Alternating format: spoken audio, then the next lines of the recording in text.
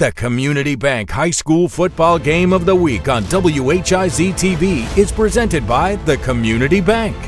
Now is the perfect time to join the Go Local movement by banking locally with the Community Bank. Genesis Orthopedic Center, where better begins here. By Williamson Insurance, the power of choice from top-rated national and regional insurance carriers. By Finks Harley Davidson, live to ride, ride to live. Finks Quality Cars and RVs. Quick as a wink, deal with Fink and Fink's Easy Leasing and Rental. By Northside Pharmacy and Northside Oxygen and Medical Equipment. Northside, your pharmacy for life. By Norvell's Hearing Aid Centers in Zanesville and Cambridge, always here for you. By Foxfire Schools, free public alternative education serving students grade K through 12. By Kokonis Furniture and Mattress First, always making it easier for you to furnish your home. By City Tire Pros, serving our community since 1953. When you think tires, think City Tire Pros.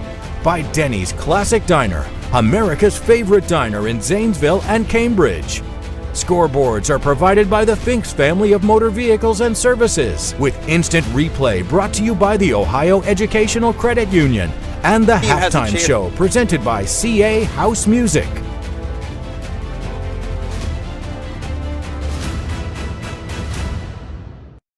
Their ear, and he got them a winning record for the first time in 12 years since 09.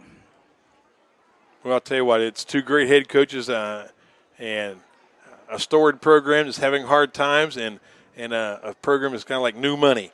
So we'll see who wins. We'll step aside for a break, and we have the head coaches for both these teams respectively. First off, for the visiting Tornadoes, Nate Brownrick. I think we lost it a little bit, Friday night. New Lex got us out of rhythm a little bit, but I think our identity is at least what we want to be is a physical, kind of run the ball team and set up play action pass and kind of take some timely shots downfield, and then the same thing defensively. We want to be physical and stop the run and kind of force teams to be one-dimensional. Well, Philo is very well coached. They're big, they're physical, so it's going to be a huge test for us. They lost some of their really explosive skill guys from the last couple of years, but they're big, they're physical. They have one of the best linebackers in the league in Coach Linscom's son, Drew. Really smart football player. Record-wise, you got to throw that out the window to me going into this week. So again, a big test for us. We're excited. We got to take care of the ball. We have to take advantage of our opportunities. So like when we have chances to make plays, it's kind of been our story the last couple of years. We've taken some steps forward, but in those big games, those big moments when our guys have had chances to make plays, we've come up short a little bit. So we have to kind of focus and get that done this week.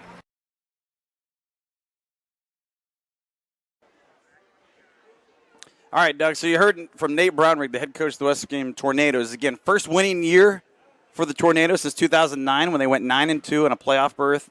So he's got this team and this school, this program turned around, and right now 3-1 on the cusp of something big here this year as well. I wish everybody could appreciate how much effort that takes. I mean, it is a tremendous amount of effort and dedication on his part and his staff and the kids. I remember when the players from West End were leaving in droves instead of paying to play. So now, man, they're right where they want to be, and it'll be a great game tonight. It should be. They came out like gangbusters winning their first 3 games, the NATOs. However, they did fall to New Lexington 26-14 a week ago. That was their first loss of the year as they look to bounce back tonight. Now, let's take a look at Dirk Lincecum. We have an interview with him, the head coach of the Philo Electrics in year number 13, as he tries to get back to the postseason yet again. Well, I think mostly this year we've been leaning on our defense a lot. We've struggled at times to score points, so our defense has been on the field a lot more than we would like, but they seem to come up with key stops when we need them to, and we've done a pretty good job of keeping the ball in front of us so far this year. Just got to find a way to manufacture some more points on the scoreboard and try to stay on schedule offensively. But, I say the identity of our team is that we are a family. The kids love each other, they play together, they play hard. We were down 17-0 in the first half last Friday and came back and it was 17-15 and we had the ball and came up short on downs, and So I would say the identity is we're a pretty tough family. West End, they're really athletic. They've got a couple of kids that are great playmakers. The tailback, the Schauger kid, is a great athlete. Their quarterback is a sophomore, but he's really fast and throws a good deep ball. The Samsel kid, Rashid, they've got a lot of good football players on offense. So they're dangerous across the board, and you can't key on one guy to stop West Muskingum. They got a really high-powered offense, and it's a challenge for anybody to try to defend that many good players. I mean, our plan is to basically tackle and block till the whistle, play great on special teams, do a better job of taking care of the football. We had a costly turnover against Riverview that was a scoop and score for about 50 yards. That's on us. So basically just get out of our own way and clean it up and not play sloppy football. And, like I said, just tackle and stay on our blocks, take care of the football. All the simple things that we need to do every week. Well, Doug, that was head coach Dirk Lincecum with the Philo Electrics as they get set to try to defend their home turf, get back on the winning track after losing 3 straight games, including the loss last week, a tough loss at Riverview 20-15. In that game against the Black Bears, they were down 17-0. Got it to 17-15 early in the fourth and couldn't get over the hump as the Black Bears made a key fourth down stop late in the game as the Electrics turn it over on downs. And then Philo lost 2 games preceding that, and those were nail-biters as well.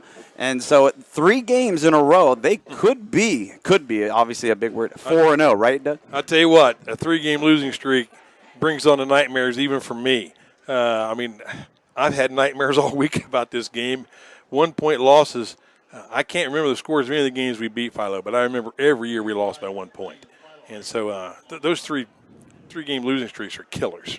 Yeah, so it's been tough sledding for the Electrics right now as this is the midway point here in Week 5 as we get ready for kickoff here in just a few moments. On the other side again, West Muskingum, the opposite record at 3-1, looking to propel themselves closer and closer to the first playoff berth since 2009. They did get their first winning season, as mentioned, last year when they finished 6-4, but they did not qualify for the playoffs as they lost their last 2 games of the regular season last year after a hot 4-0 start and 6-2 start through 8 weeks. Losing those last 2 games cost them. Meanwhile, the Electrics, again, were able to get in last year, and they had got in on a shortened COVID season, so it's 2 years in a row for Coach Dirk Lincecum. Only had 2 losing seasons in 12 coached so far as he starts year 13 here this year in 2022, and he has made the postseason playoffs 5 times as coach. Your thoughts about Coach Lincecum?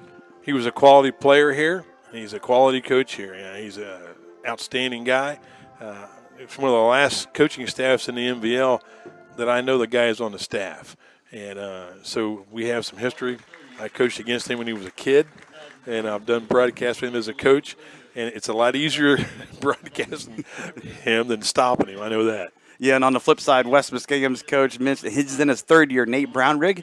Oh, by the way, he was an assistant, a longtime assistant for head coach Justin Buttermore at Tri-Valley, so he's brought the tough attitude and the winning ways already to the Tornadoes so far. No doubt about that. We'll step aside here on the pregame show on Facebook Live. This is the game of the week, the Community Bank game of the week. We have the Tornadoes 3-1, the Electrics 1-3, about set to do battle when we come back. If you attended school in the state of Ohio, you may qualify to become a member of the Ohio Educational Credit Union. From elementary to high school, trade school through college, we're not just for teachers anymore. So come see us at the Ohio Educational Credit Union. Mom, softball's over. What am I going to do next? School's about to start. Why don't we try band? I'm going into the 5th grade this year, and I think I want to do band. Awesome. Let's see which instrument fits you best.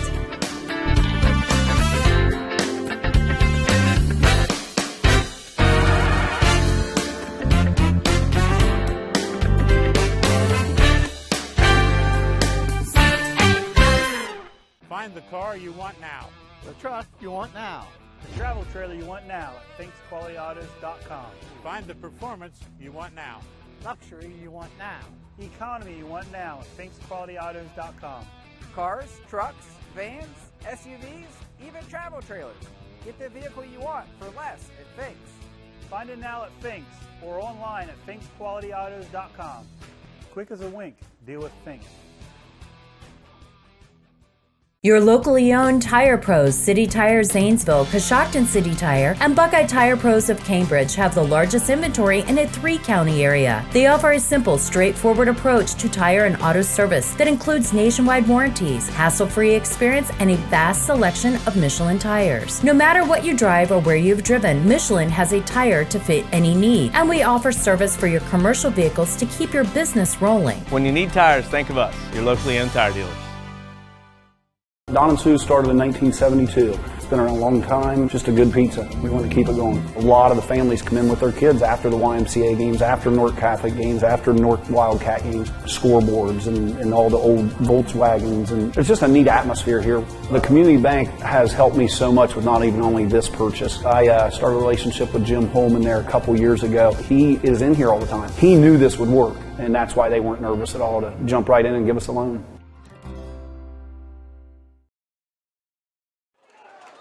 Back here on the Community Bank Game of the Week, Sam Hatfield Stadium, Philo High School, the site tonight, MVL Clash.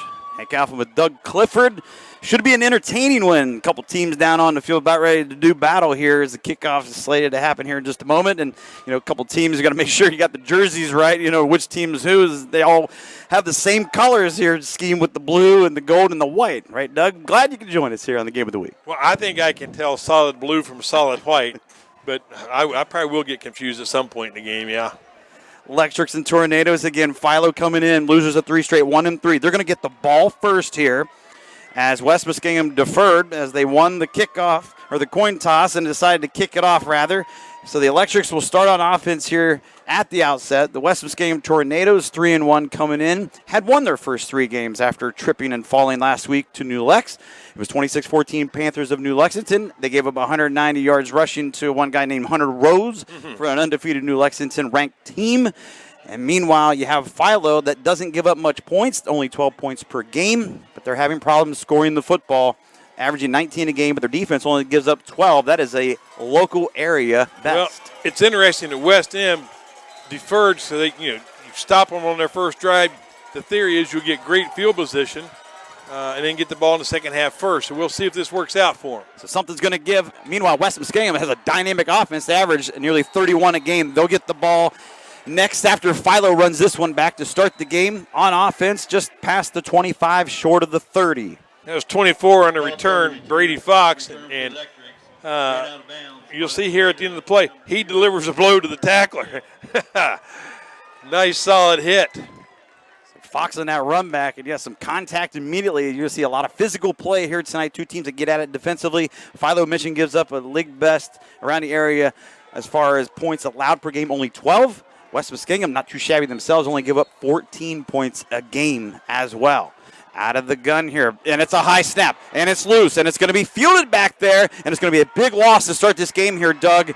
And losing double digits on this play is a sophomore starting quarterback in Talon Preston, 5'11", 170-pounder. He gets the nod tonight rather than a couple of senior QBs who have been so far. Well, I'll tell you what, he a very humble beginning.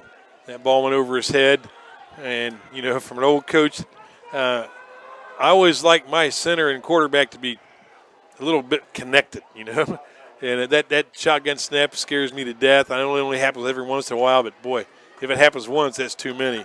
Man, it is second down and nearly 20 yards? Yeah, they call it 2nd and 15. Well, it's more than that. And here's a run. So the Electrics go to the ground game here, left side of the line to get some yardage back. Not nearly enough from that loss that they took on first down. So 3rd and long situation, gaining yards on that play was Drew Lincecum. He's a 6-foot, 190-pound senior running back and one of 2 sons on Dirk Lincecum's staff here playing tonight. Well, I tell you what, that's real special when you get to coach your son or your daughter in the sports you're coaching, and I like that call. You have to be who you are. If they try to throw the ball deep in that territory and take another big loss like that, they're punting the ball out of their end zone. So now it's about 3rd and 13. So this is an obvious passing down for sure. Look, I'd be real suspicious of a screen pass here. 3 receivers set on 3rd and 13, as you mentioned. 2 receivers to the left in trouble, and just getting this one off, and it's caught. Wide open down the flat left side. First down and more. Got blocks downfield, left sideline 50. Into West Ham territory, inside the 40 before being taken down and bailing out the Electrics.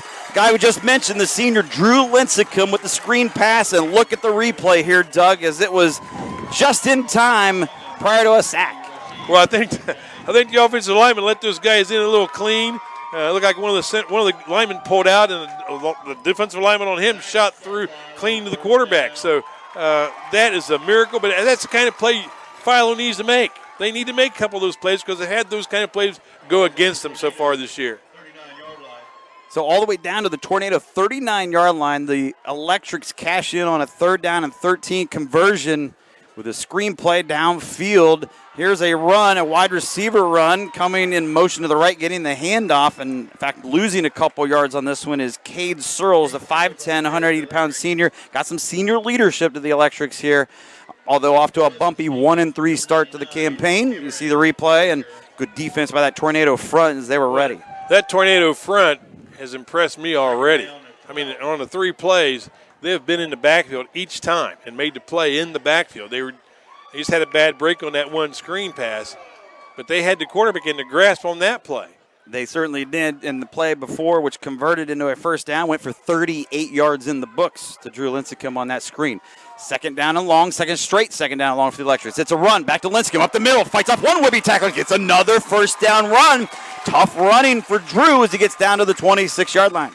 Well, I bet that's going to be a classic trap play. That's exactly what you run when team's defensive line is bolting across the line of scrimmage, making a lot of penetration. You run a trap, and you catch somebody. A lot of times you don't even have to block at the point of attack because the guy's already out of position. 15 more yards for Lincecum this time with the carry. You know, I haven't seen this for a while, but they were playing a form of a 50 defense there. Now they come out of it. Boy, they're going to run this in the end zone. Big run. Lincoln's nearly had a touchdown there. He gets tackled inside the 10 at the 9-yard line. So they're going to little tempo offense here now. Blake Linkus, also a senior, 5'9", 156 pounds soaking wet. He remains in the game and gets the call again up the middle near the left side of the guard for that big gaping hole to the 2 as he nearly stuck it in on that carry. Coach Brownrigg mentioned that in the pregame, the brief time we had a chance to talk. He was really worried about the rushing attack. Would they be able to stop it? So far they haven't. 3rd straight time. Is he in? Yes! Touchdown, Philo. And we are just shy of 2.5 minutes into this one. Actually, 2.5 exactly into this first quarter at the 9:30 mark. Banged in for a score from Linkus. Man, what a drive. What a drive. So Linkus gets the last 3 carries for the Electrics. 26 yards he nets there, including the 2-yard TD to put Philo up on the board first, 6-0. And keep this here in mind. The kicker listed, Braden Payton, a 5'10", 160-pound freshman, has a broken foot, out tonight. Place kicking issues for Coach Lincecum's squad. They're going to go for 2 because of it, and they bobble the snap, and down they go for a loss, and they fail on the 2-point conversion. So unable to get a good hand off that snap was Talon Preston, the sophomore. But Philo strikes first, literally, here with the touchdown. Well, a guy from my coaching staff, Matt McIntyre, was on the Philo staff for years, and he's not this year. I know he works with the kickers. He said maybe one night a week, but on Friday nights he's with family now. And Philo's had a solid kicking game every year. I think Matt may be the best position coach in the MVL for what he teaches. There's nobody better, and that could be a big factor in this game. It could be a huge factor in this game. So 6-0. Philo strikes first. 2.5 minutes into it, and they do it by going 76 yards down the field, making it look very easy on the opening drive, especially when they started picking up tempo after they got that 3rd and 13 conversion for 38 yards to Lincecum. I know it. Their sideline, no pun intended, was electric when that guy went across the goal line. the coaching staff, they were all on the field jumping up and down. And I do want to mention that the all-time greatest coaching hat is tonight being worn by Pat Henry, disguised as Johnny Cash. See if we get a shot of that one maybe at some point down there, but agree with that one. Philo's going to tee it up. This ought to get real interesting with special teams again all night long. And here we go. It's a squib kick, and it's going to be fielded about 23 yards up the field at the 37-yard line. Couple nice juke moves, and the Tornadoes set up shop with their first offensive possession with excellent field position over the 45-yard line. You know, that is going to be a real problem for the Electrics tonight. The kickoff is one of the best weapons you can have if you have a guy that can boot that thing down inside of 10 or even to the goal line. And they're not going to be able to kick the ball, it looks like, much past the 40-yard line. And doing the kicking chores right there, Doug, we continue on with that. Gibson Schwartz, 5'8", 183-pound freshman listed offensive lineman and defensive lineman for the Electrics, handling the chores at least after that touchdown. We'll see how things continue if they keep adding on points. Now West M's turn. The dynamic offense averaging over 30 a game. They'll come out in the shotgun. They'll pass on first down. They'll complete on first down over in Philo's side of the field at the 48 for a 7-yard pickup. That was a nice pass. Good pass play. Jacob Anton, the quarterback for West M. And there was a Philo defender in position, but he waited for the ball instead of going after it, and the receiver beat him to the point of reception. Anton, quite an athlete. He, too, just a sophomore starting at quarterback here tonight, much like Philo on the flip side. Whoa, look out. Bad snap, and Anton's going to have to cover this up and lose those 7 yards they just picked up on first down. So they're going to be facing a 3rd and 10, but more importantly, Doug, they were able to maintain possession and get on it. Well, you know, that's something that may not show up in the stat book, but that was a real heady play for a sophomore quarterback to make. Instead of trying to scoop that ball up and make something out of nothing, he wisely fell on it because you line up and get another play. So Anton back out of the shotgun. You got 3 receivers, twin receivers left side, 1 lone back, 1 in the wing T side of the field. And there's going to be a screen here, and it's caught and immediately taken down for a loss. And that's going to mean 4th down punt situation for the NATOs. That was Blake Linkus, the guy who scored the touchdown. I'll tell you what, he may be player of the game already. What a great play that was. I mean, that was a sucker play, great situation for a screen pass, and if the defense is awake, that's usually a big play for the defense, and Blake made that happen. Snuffed it out coming up from his linebacking position. That's a well-coached football player. 4-yard loss on that completion on a screen pass. So 4th and 14. Whoa, look out. Goes over the head. And going to be scooped up at the 18 and punted at about the 20 with the left foot. And pressure coming at him.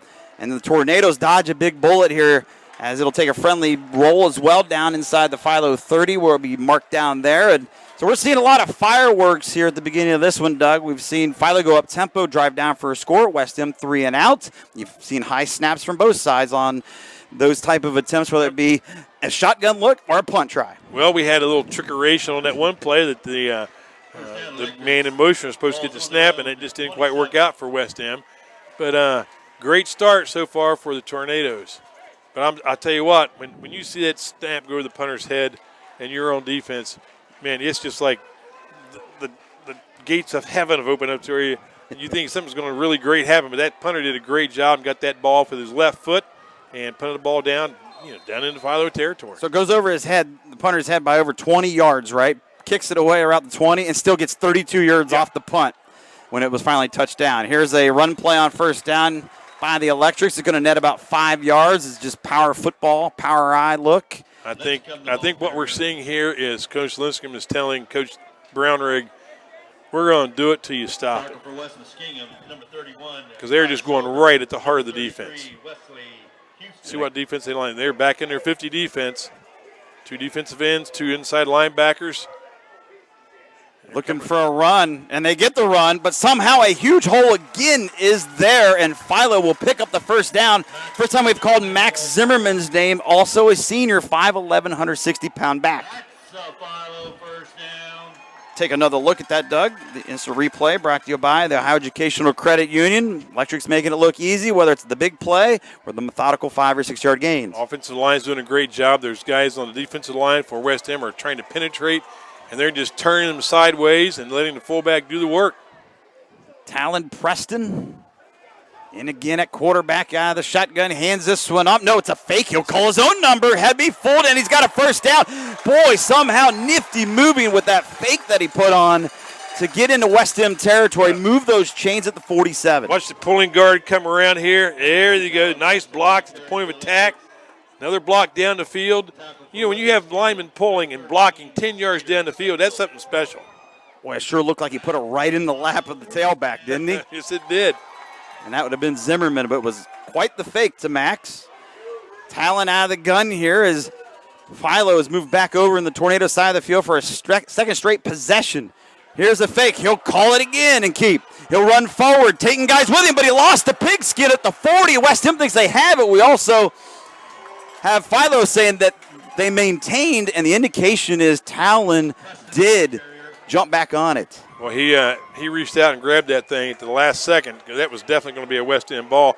But that's another trap. It's just a little counter play, and they're trapping inside. They know that West's defensive line comes across the line full speed, and, man, they are that's what we would call back in the day trap bait. And, man, they are. They're getting trapped to pieces. So, 2nd down and 3. Got to get to the 37. It's going to be close to that first down mark after that short run. And again, Philo mixing it up here as Andrew Phillip, junior running back, I believe, got the call. Okay. See what defensive scheme that the Tornadoes come up with here on 3rd and 1. I mean, this is obviously 4-down territory. We know we're not going to see a field goal come out.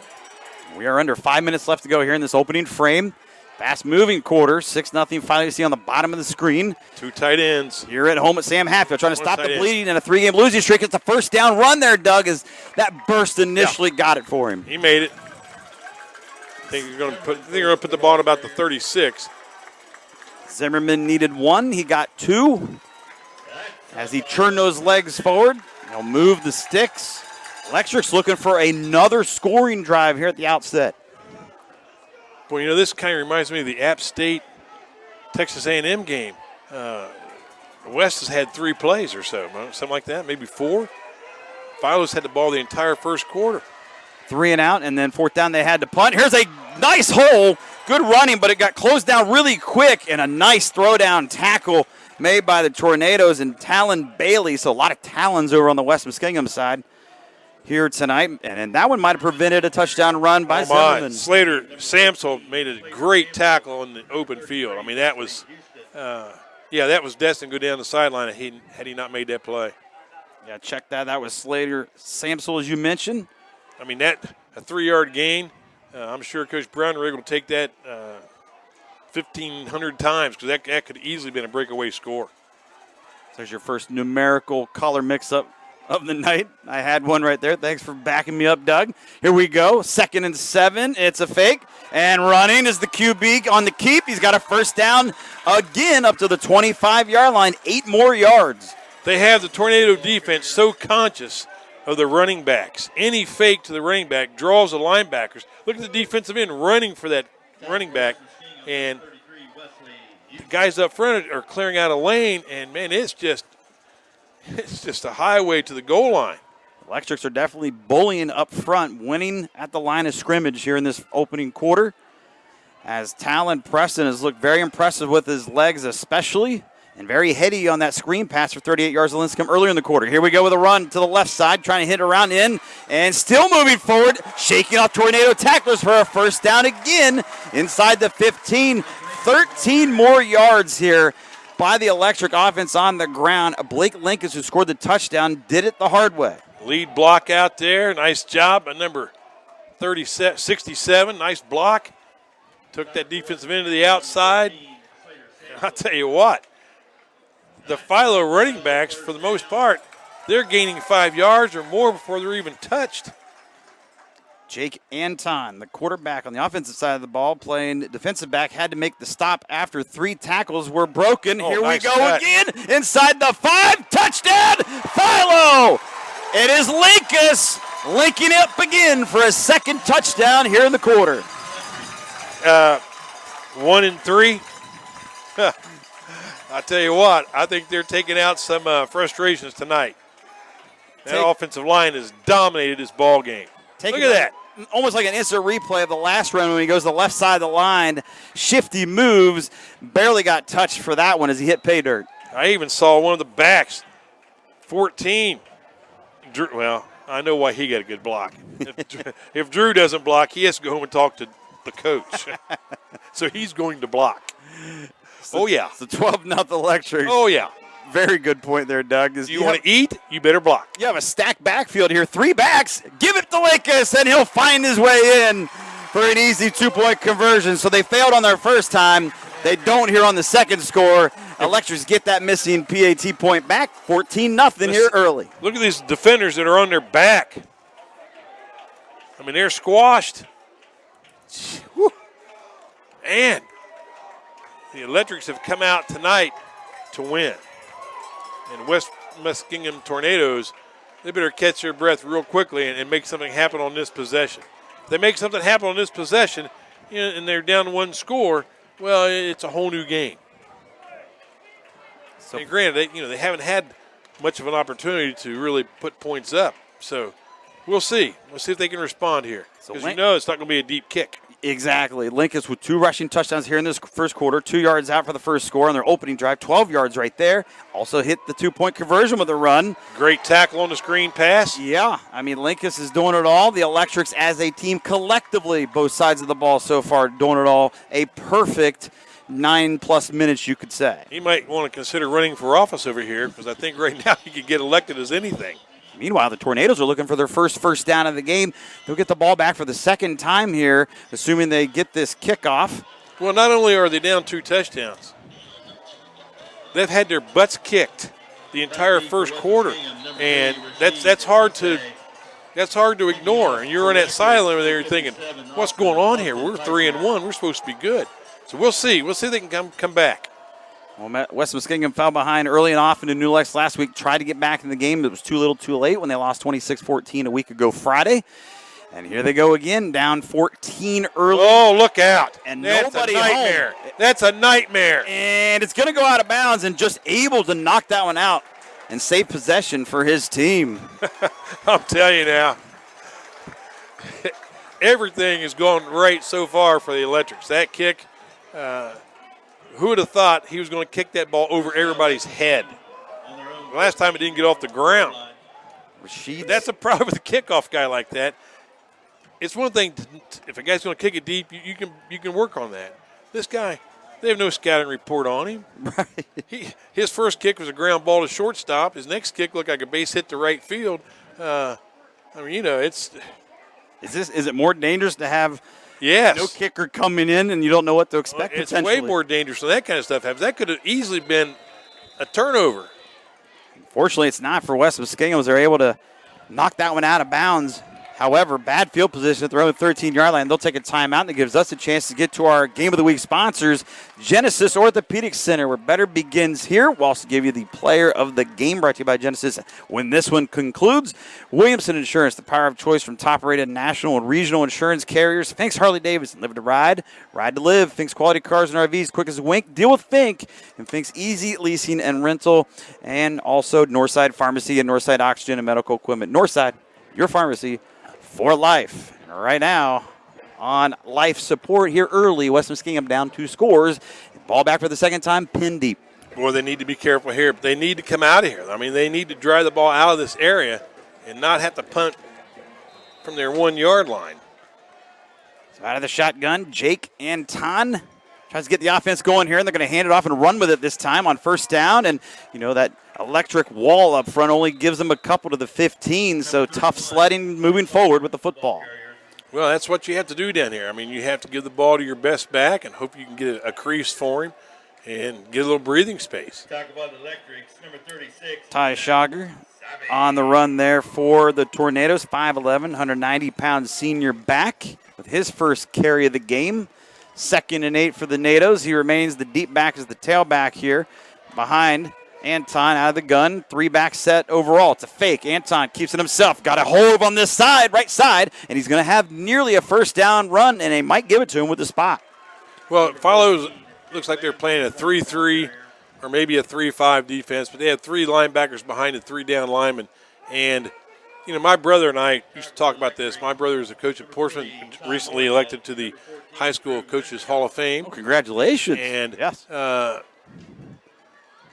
We always thought, man, if you had a good running attack, this is the defense to run against. There's so many seams up there where you can run the ball. There's a run play. It was their first down of the game. For a gain of 9 on that last play. A nice tackle by Braden Bernard for no gain. To see what happens here. Penalty markers on the field here, Doug. And last week in that hard luck loss for the Bishops with 6 seconds left to go, that Ted Snyder filling in for you. It was a great game throughout that one. Unfortunately, at the very end, the Bishops couldn't get it done. But one thing's for certain, it was a very penalized, sloppy played game from that standpoint. 29 total flags. That's our first tonight. I know. I watched it on Facebook for a while, and I couldn't stand it. I went to college with 3 guys from Steubenville Central Catholic. When back in the day, they would play Steubenville Big Red and win. And how times have changed. Yes. Matt told me they had 16 kids dressed for their game last week. It was rough. That's for sure. The Bishops took it on the chin, just falling by 3. Here, first down after that penalty, and that's 15 yards past the 40 to the 41 on 1st and 10. Ball dropped downfield. That was a catchable pass over on the Philo side of the field. Well, there's a little friendly reminder there that when you come over the middle, I'll be right here waiting on you. Boom. I like it. Slater Samsel, 6'2", good frame, 180-pound senior. Unable to corral that one. Would have been a first down catch. Well, he was wide open. I mean, that play is going to be open forever if Philo stays in that defense. And so it will be 2nd and 10 for the Nados at the 40-yard line. They have it placed. And they're playing up tight on this guy. If he gets away from, man, look at this. If he gets away down this sideline, there's no help there whatsoever. 3 receivers, 2 to the right. It's going to be a run and a big hole. And look at the burst in the Philo territory. First time tonight Philo has gotten this far, West Muskingum's gotten this far against Philo down to the 41. Well, I think there's our answer, Hank, that West Muskingum's not going to roll over and go away. They're in this offensive series. They've had some dynamic plays on this thing, and on even the last play that was an incomplete pass, that would have been a big gain had that ball been caught, and that was a big gain on the next play. So it's 1st and 10. They're in electric territory. It's time for the defense to step up. Ty Schauger with the big rip there for 19 yards, moving the sticks. Tornadoes try to get an answer here. They go back to Schauger, and Schauger's taken down. No gain. Great penetration, even better tackle down low by Braden Bernard. That's the second play he's made exactly like that, and I would run the other direction. I would not run to number 17 because he seems to have that figured out. And they made their big yardage on the other side, so we'll see what happens here. Final 30 seconds left to go in our opening quarter. Time flies whether you're having fun or not in a football game. So this could be your last play of the quarter here as West M down 2 scores, 2nd and 11. It's Look a out. fake.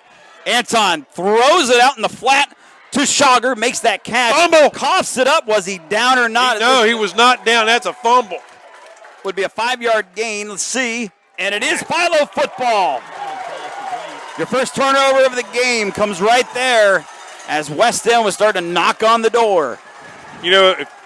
If you're Nate Brown, you're starting to look on the AstroTurf, see if they let the snakes out because they've been bitten about every time they've touched the ball. Costly turnover it could be for the Tornadoes trying to get the momentum on their side. There you go. There's your Johnny Cash hat. Yes, it is. As you look down on the field there. Pat Henry was we come over for the game that week, and I told Tom Phil, I said, man, look at that lineman there. I'm glad he's not blocking one of my ends. And he said, Doug, he's the wing back. And my defensive ends had a real ugly night. Pat was a devastating blocker. as well as a pass receiver. Devastating for the Tornadoes it could be. Turning it over. Here come the hot electric offense. Last play of the quarter. Oh, he looked like he wanted to go downfield, dug deep for his receiver. Instead, went over towards Lincecum in the right flat, and he was open at the 35 but misfired. He did a great job looking off the safeties and everybody. I mean, everybody had their eyes downfield, and I saw Lincecum sneak out here, and I thought, I wonder if he's going to – and, man, about that time he threw it, I think he just got a little too anxious. That was a typical play by a sophomore. I mean, that's what sophomores do. They make a great play, and then they make something that defies the laws of gravity. He was looking for Cade Searles deep downfield, but then decided to check down and missed it. Here's a handoff. Lincecum past the 40, barrels ahead to the 45 to end our first quarter here at Sam Hatfield Stadium on the Community Bank Game of the Week on WHIZ Television. Electrics rocking and rolling through one quarter. We'll step aside and take a break. Quarter number 2 in the next 12 minutes right after this.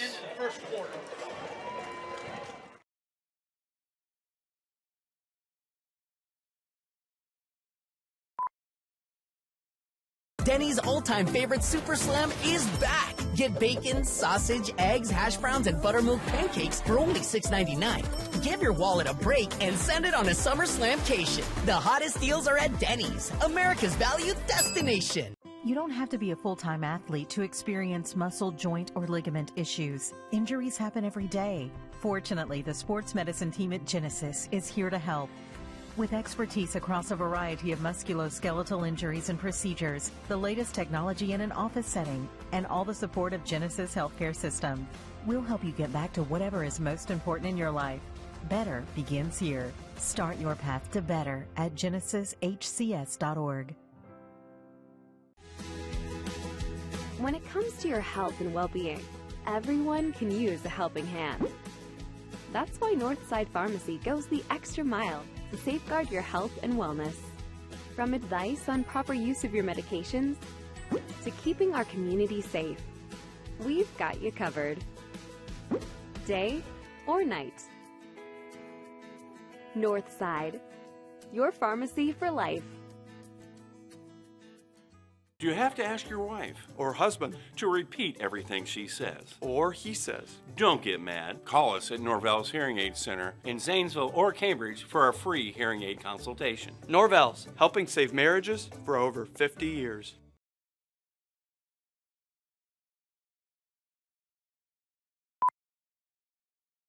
At Denny's, we're open to making your sweetest pancake dreams come true. New, extra fluffy, creamy, dreamy, vanilla-y strawberry shortcake pancakes. Social Stars influenced. Stuff of dreams. Get the all-new shortberry dream cakes, only at Denny's. It's so sweet. It just makes the world a sweeter place, one chocolate at a time. Nothing but chocolate. We started in 2004. I want to not be the norm. I want to step it up. I want to be better than anything that they're used to. Lovely thing about the community bank is they know what you're kind of going through, so they are very supportive. As a business owner, the pressure of the world is on your shoulder every day. We get that support from the community bank. The Community Bank Game of the Week is presented by the Community Bank. Now is the perfect time to join the Go Local movement by banking locally with the Community Bank by Genesis Orthopedic Center, where better begins here. Williamson Insurance, the power of choice from top-rated national and regional insurance carriers.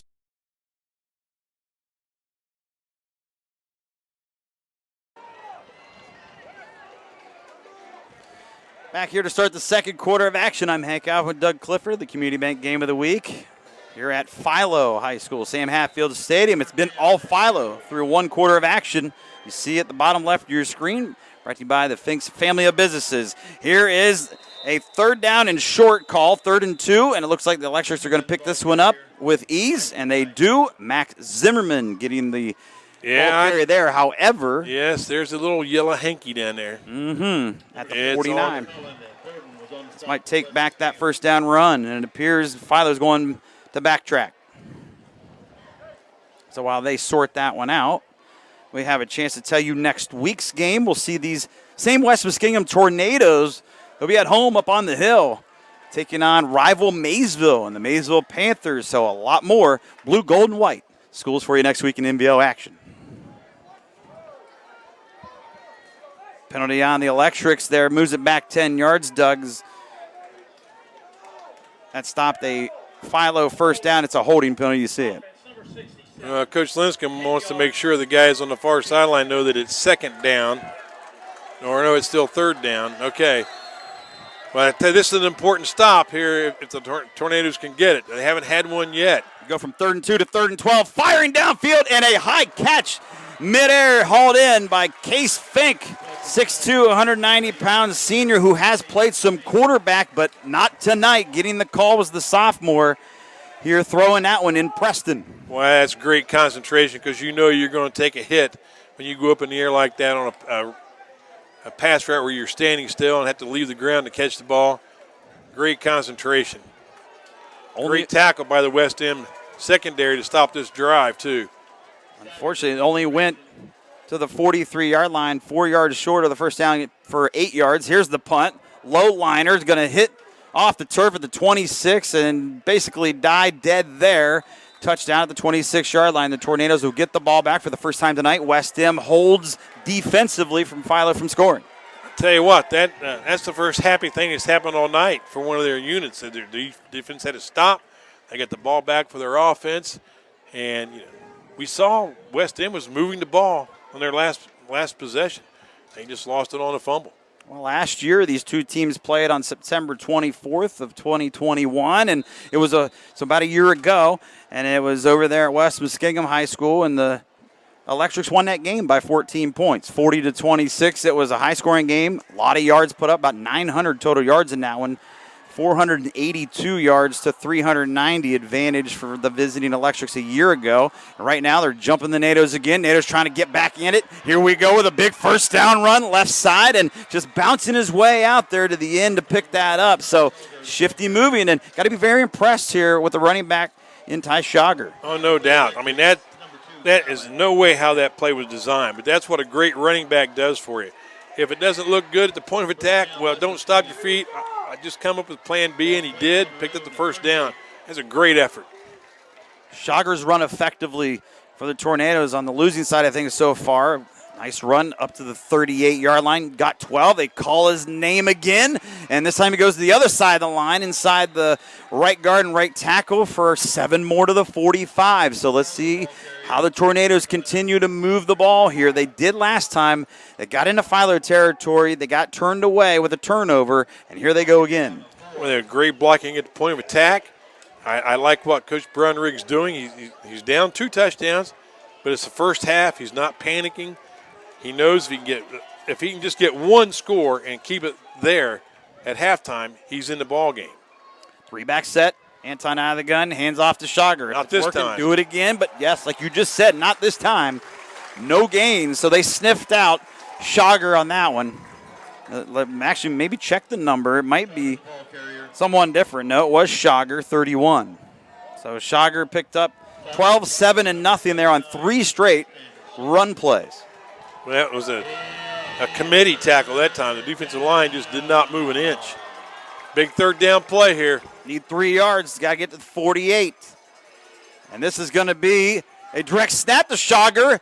And he's got the first down just short of midfield. He needed 3 and got 4 to the 49. So you saw Anton. He did not go behind the center there. Anton lined up wide right. The starting quarterback for the Tornadoes. So it was a wildcat. Yes, it was a wildcat play. First time we've seen that one. Schager will get a much-needed break after picking up that first down on 3rd and 3. This is a very impressive offensive series so far. West End is running the ball against Philo like Philo's been running it against them. Here it comes. They're going to continue to try to pound it, and they get into Philo territory and just moving the lower body with the legs there and the determination and strength is Rashid Cisse over to the 44 of the Electrics. He's been a good player for a long time, and he's just a junior. Rashid Cisse in the meeting last year where the Tornadoes lost to the Electrics, He had a good game of defeat. He finished with 5 catches, 111 yards, and 2 touchdowns in the loss. So first time we call him, and he runs the ball, and he's going to do the Wildcat run here. And here goes Cisse for another first down, potentially to the 41. And he's one of those players that can just about do whatever he is asked to do. I remember watching him since I think he started as a freshman, and he's a quality football player. Well, you mentioned Coach Linscomb told me he's a little banged up, and so he was worried that if he plays, he said he could be a difference maker. Well, had over 100 yards receiving, as mentioned last year, and 2 touchdowns for West Muskingum, the loss, and now getting himself going here in the second quarter to help his Tornado offense. So far being blanked in this first half. Here we go out of the gun. Anton, it's a fake. He's going to bootleg right. He's going to fire on the run. Incomplete. He had a man open at the 34, but he threw it low. He had a man open, but he also had a man in blue coming right after him, putting the pressure on. And that's a nice job. He maintained leverage on the quarterback, didn't let him get to the outside. It was number 40 for Philo. Ty Moorhead, nice play, nice defensive effort. Intended receiver was Dylan Pageant, a 5'8", 175-pound senior wideout for the Tornadoes. Second down 10. Would have been Pageant's first snare if the ball was thrown on target, but it wasn't. As you mentioned, 2nd and 10 from the 41. Schauger back in. He had 4 straight carries on this drive earlier and had a breather for a few plays. Back in there, and he gets 3. That call tells me that Coach Brownrigg is going to use the full hand of 4 plays to get a first down if he needs it. Another big 3rd down for the West End Tornadoes as they're driving here down 14-0. All points scored by the Electrics in the first quarter. Keep your eyes on the quarterback. This is the kid he really has depended upon on plays like this. 7.5 minutes left to go until halftime. You see the clock moving. Here's a snap on 3rd and long pass. Caught.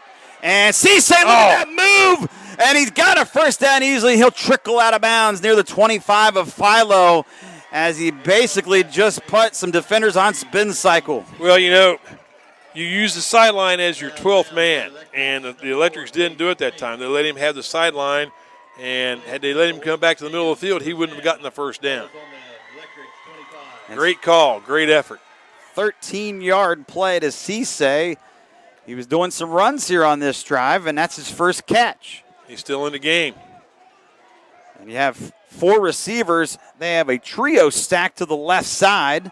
The lone back Schauger. Quick pass over there. Wide receiver screen. Not going anywhere. Flag comes in. And you kind of wonder if this is in a spot for a holding. You could even call stealing a man's jersey on that one, I believe. And the thing about it is, Doug, there was no gain on the play, so it would have been all for naught. There's no gain on the play, but I think as a defense you take the penalty because they're too close to the goal line. Take your chances with that major penalty. Let's see if they elect to do so. I agree with you. Let's see if they will. I'm sure Coach Linscomb will want to push them back, and they will. They are going to move back 10 yards for that flag and place at the 35 and force a 1st and 20 for the West End offense. As we're just over 7 minutes left to go here in quarter 2. West End trying to get off the schneid and get on the scoreboard. They have 4 receivers, 2 receivers each side. Schauger the lone back to the right of Anton. Taking their time on this play call with the snap, and they get it. Anton looks downfield, no pressure whatsoever. In traffic, caught! Touchdown! West Muskingum! That might be Cisse. Oh, I think it is. Man, if they ever needed a play, that was it right there. Rashid Cisse saying it so, say it is. It's 14-6. West Muskingum has scored here with 7:03 left to go in the half. And, boy, back in the game, Coach Brownrigg's club gets a big touchdown. Nearly every pass they've thrown has been a rollout to one side or the other. That time it was a straight drop back, and Anton, and that was a bullet down the field. 35 yards on the touchdown pass. Here's the extra point attempt by the lefty, and it's good right between the uprights. And the Tornadoes have cut the lead in half at 14-7 after that kick by Silas Kuhn, the freshman kicker. And so, Doug, we got an entertaining one here on the Game of the Week together. Well, I'll tell you what, West Muskingum isn't 3-1 for, for nothing. They've played some good football this year. They've played good offense, good defense, and had a little adversity here in the first quarter. and they just didn't let the game get out of hand, and now they've come back and gotten their first score.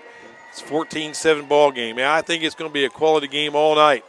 I think whichever team blinks is going to be the team that goes home with a loss.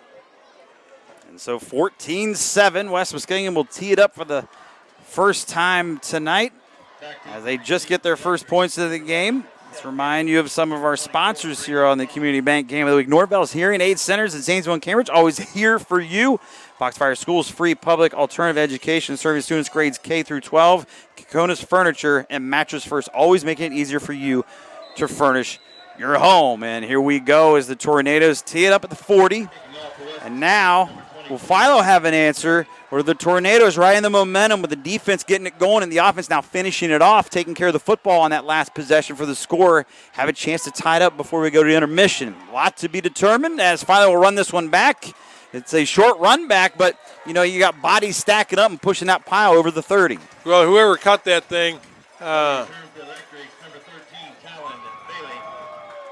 Talon Bailey caught that thing at 20, brought it back about 10 yards. He's one of the up men. He wasn't one of the deep guys back there, so he did a nice job. Okay, this will be interesting here. I mean, we're going to go to halftime with Philo ahead by 7, or can Philo go down and get a score? Can West get the ball back? I mean, wouldn't that be the height of irony to go in at halftime tied? As dominating as Philo was in the first quarter, I mean, they're only ahead by 7 points. So here you go. Philo back at it on offense. Couple backs back here, including Lincecum. And here's Drew. Big hole, 40, 45, 50. Fireworks as he gets into West Ham territory, but just tripped up. Or he was still running into the end zone about now. And he'll take it down, or they'll place it near the 46-yard line where he fell. And so the Electrics on the move quickly, and let's see if they do that tempo thing again here. Well, that was Rashid Cisse on that tackle where it would have been 20-7. Whoop, almost offsides, not quite. Run goes for 24 more yards for Drew Lincecum. Okay, they changed the play here. They signaled a different play from the sideline. Lincecum having an outstanding first half, multi-dimensional back. Catching and running it. Rolling left, passing, sideline route. Nice and he catch. got the tippy toes in at the 35. We do have a flag down at the 43, however. So we'll have to check this one. What a catch over there by Cade Searles, the 5'10", 180-pound senior. Let's see if it stands. No, we're having an illegal man downfield. That's unfortunate. You know, I mentioned the name Searles with the catch right there. He, too, had a big game in this matchup last year. He went over 100 yards receiving, 5 catches, 133 yards, and also 2 scores in the winning effort for Philo, but that one taken off the board. Boy, that's a killer.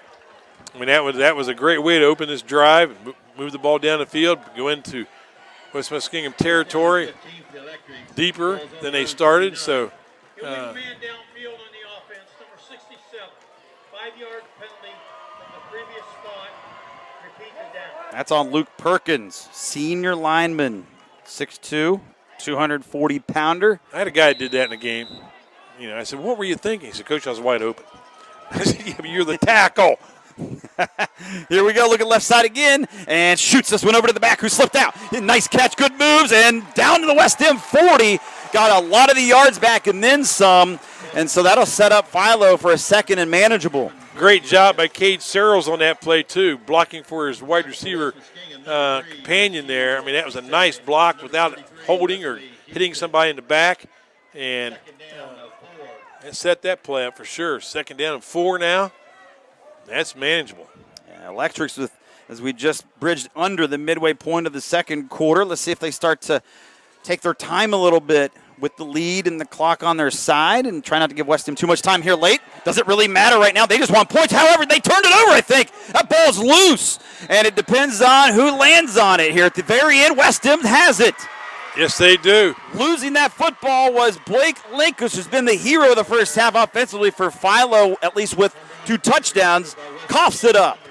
Wow. I mean, that was the first down, too. I mean, that was the first down on the way to probably what's going to be their 3rd score. And now, buddy, the tables have turned. West has a chance to tie it up.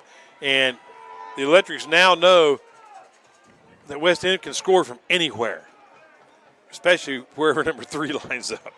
Yeah, the Tornadoes are coming back out on the field, riding momentum here at the 5:31 mark until the break. Scored on their last possession, 35-yard touchdown pass from Jake Anton, the sophomore, to Rashid Cisse. And, they just get a turnover there by Philo. The first time they flipped them over in this one. And now Anton working out of the gun will keep it and go down. Flags come flying in again, so we're starting to see a little bit more of that here as the second quarter's moved on. And we'll check that marker. Well, it's about a no-gain play, so it'll be interesting to see what they do. But if it's a major penalty, I think Philo's going to push them back. If it's offsides or something like that, illegal procedure, motion, I think they'll let it go. Nope. Well, going to push them back. Yes, they are. So a replay of the down, be first and long now for the Tornadoes. They have a chance for the equalizing score on this trip. That doesn't help your cause. But now West Muskingum starting to get their feet under them here at Sam Hatfield Stadium. Great venue, by the way. And that's a huge penalty. First time we've made it here on the game of the week to Sam Hatfield Stadium here at week 5. And we'll see the Electrics in a few weeks, but at Sheridan. Here we go out of the guns. They'll place it down at the 18-yard line. First and 20, quick pass after a fake. It's caught. Nice move. And another flag comes in as the Tornadoes take this one out to about the 27-yard line after that short play upfield. Philo's corner is attacking as soon as that ball goes out and really putting the pressure on the other wide receiver to block him. And his hands came out. I think they're going to call holding again. That would negate a Slater-Samsel reception upfield that he turned forward for about 9 yards. And so West Muskingum going the wrong way, obviously, here on back-to-back snaps. Well, you can never underestimate the obvious. You're exactly right, Hank. They're definitely going the wrong way. Shooting themselves in the foot.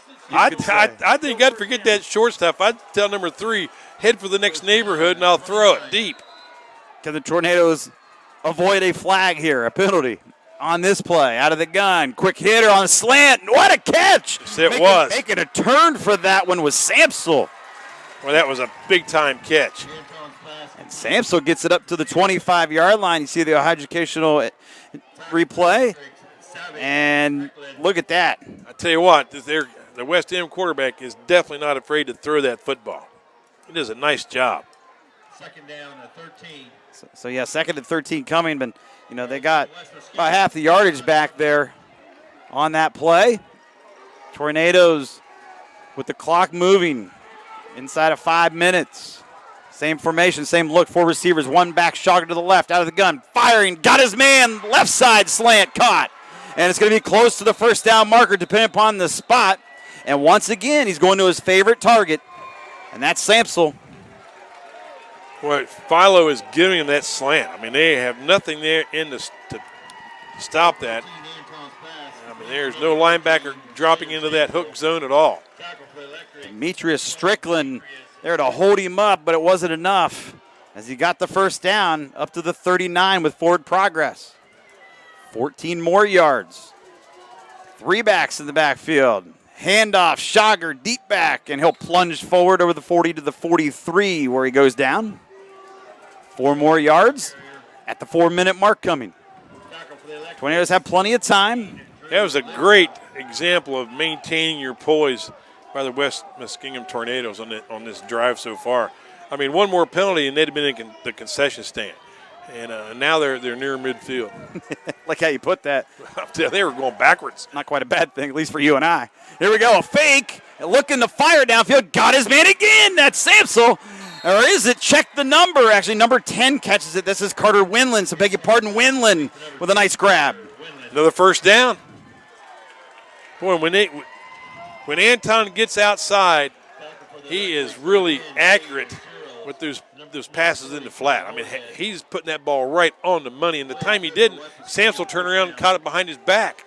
That time, it wasn't Samsel making that catch. Winland to the Philo 48-yard line. Here come the Tornadoes with over 3 minutes to go. High snap, moving forward. Now going outside. Left side of the line, banging, looking for that contact was the big Ty Schauger.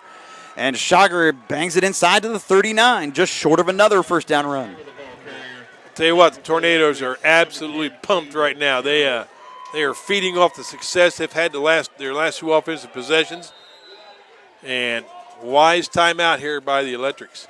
That's the first timeout called by the Electrics of the half. They have 2 remaining. West Dem also has 2 remaining, so keep that in mind here as we are just about the 3-minute mark left to go in our opening half. And what do you think of the running by Schauger and the West Muskingum offense here, getting back into the game? They scored last possession. If they just play some more clean football, as we've seen evidence the last couple plays versus the prior few plays where they had penalties, they seem to be marking down the field once again. Coach Linscomb told me before the game that Schauger was a quality running back. He said he runs hard, he's tough, and so that's exactly what we've seen. And I tell you what I'm thinking here in the long run, Hank, is if this game's close at the end, I give the advantage to West End because they can throw the football down the field and they can score quickly. I don't see that. I don't see that in the Philo offense so far. They've thrown the ball at times and done well, but this Anton, the quarterback for West End, well, he's the real deal. He is. You got 2 sophomore quarterbacks duking it out here in this MVL matchup tonight. And Anton, multi-dimensional, but he's more of a runner than passer than runner. On the other side, a little bit of both for the sophomore for Philo. Getting the call. Look out. Here we go with the pass. There's Anton right on cue, looking sideline route. Had a man, he overshot him by just a couple yards. But even more so, there was a guy open down the middle of the field that he missed. Man. Yep, he was open for about 24 hours. Take a look at the replay and how the connection was close, but just off the mark by Anton. Well, that's a great call. The pass was just a little bit off. But had he looked down the middle, he'd had a touchdown. Tylen Preston, the sophomore starting quarterback for Philo here tonight, was the one that would have greeted the wideout had that catch been made. He was ready. It was a great call on 2nd and 1 that time. I mean, that was an excellent call. Got the defense unaware. 3rd and 1. 3rd and 1, 4-down territory, and we have whistles and maybe a timeout here called by Coach Brownrigg, and it is, as they want to try to set up the play on 3rd and short. You weren't going to trick that center. He wasn't going to move. He still had his hand on the ball, ready to snap. Yeah, you're going to trick me with that, you guys.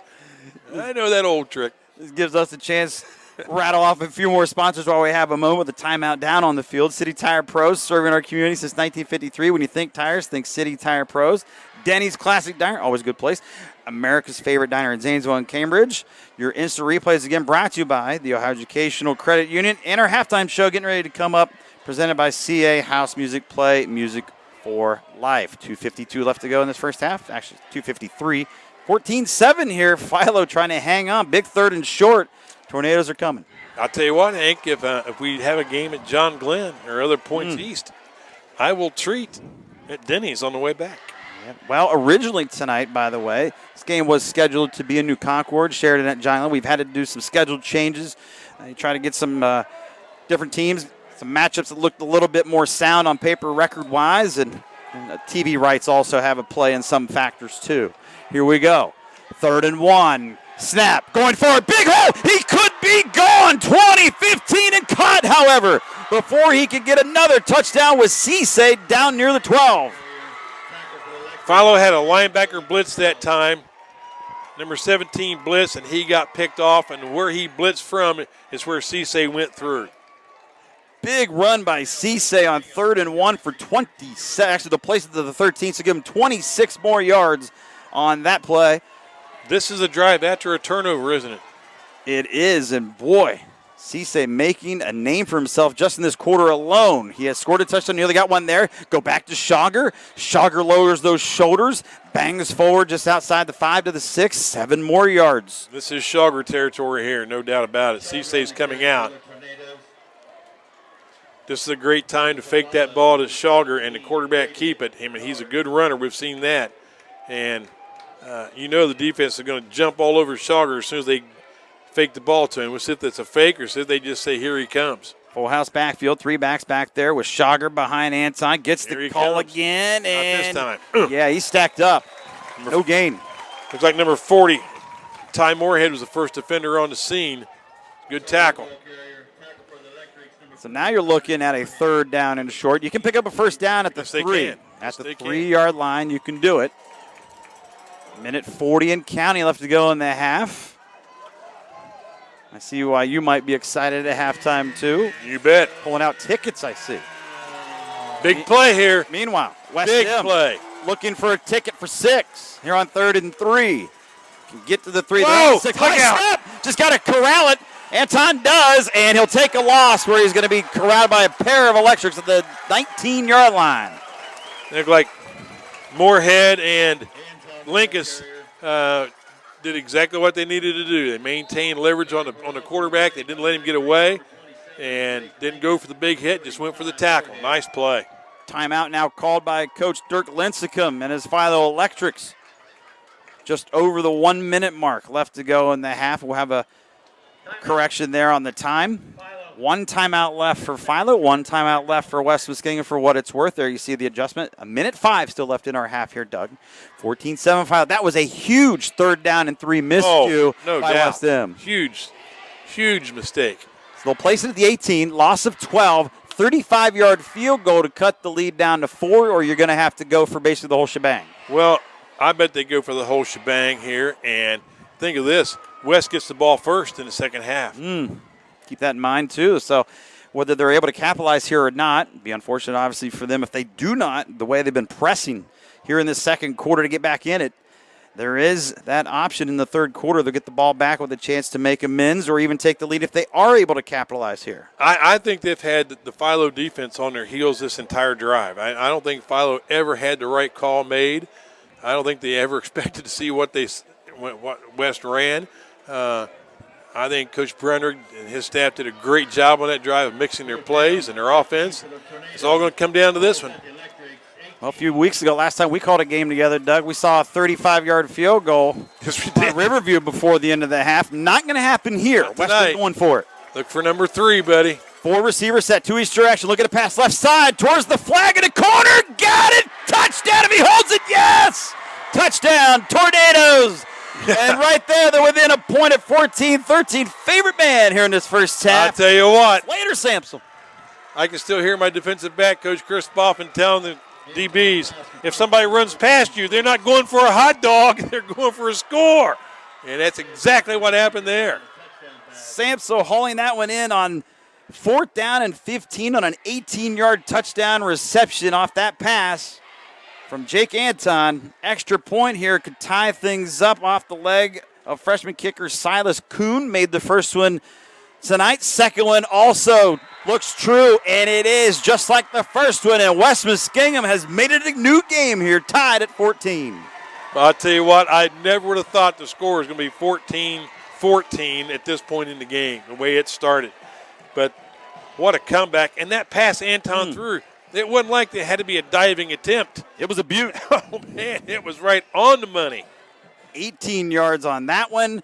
Perfectly placed, right in stride, over the defender in that back corner for that back pylon and ran out of real estate by Samsel. And, yeah, we got a new game. It was Philo first quarter. It's been West Muskingum second quarter as we are tied just like the way we started. If I was Coach Brownrigg right now, I'd be a lot younger.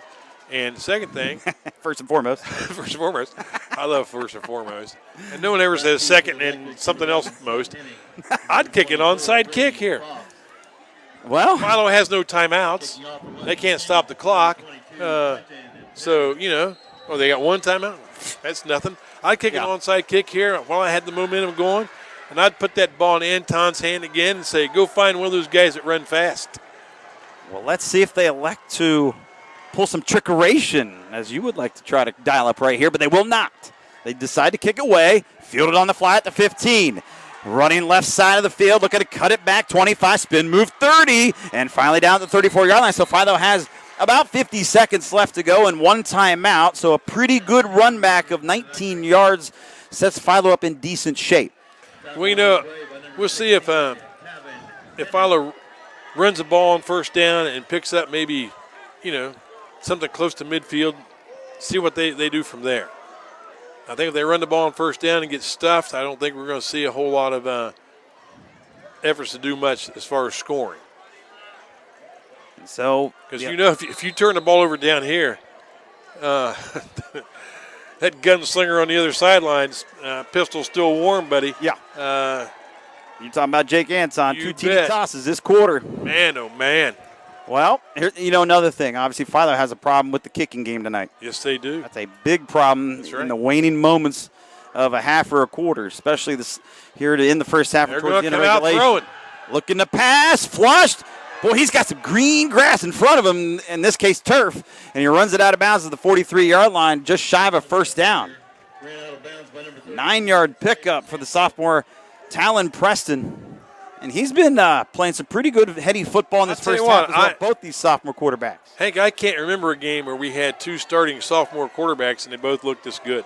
They're both playing some pretty good football. Real poised. Look at this dump off. That's another read. That was about his 3rd or 4th look. Yep.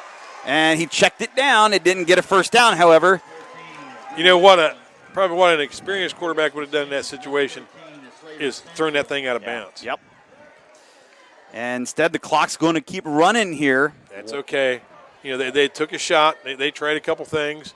It didn't work. They're just going to take it to the house and come back and play the second half. Yeah, Coach Lincecum going to run it out and keep that one timeout in the back pocket. They'll lose it.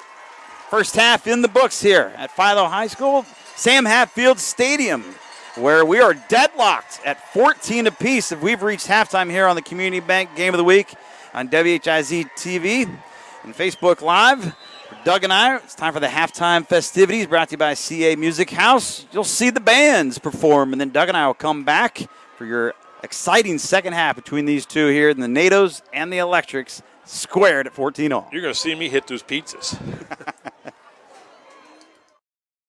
One of the things I really appreciate about Foxfire Schools is this chance to really, I think, assist the family unit, not just the individual child, but in some cases, the child themselves, because for them, this is their main reprieve. This is their main opportunity to be able to get away from difficult circumstances and challenges and to help set them up for a really abundant life in the future, starting with academics, but also dealing with the whole person as well.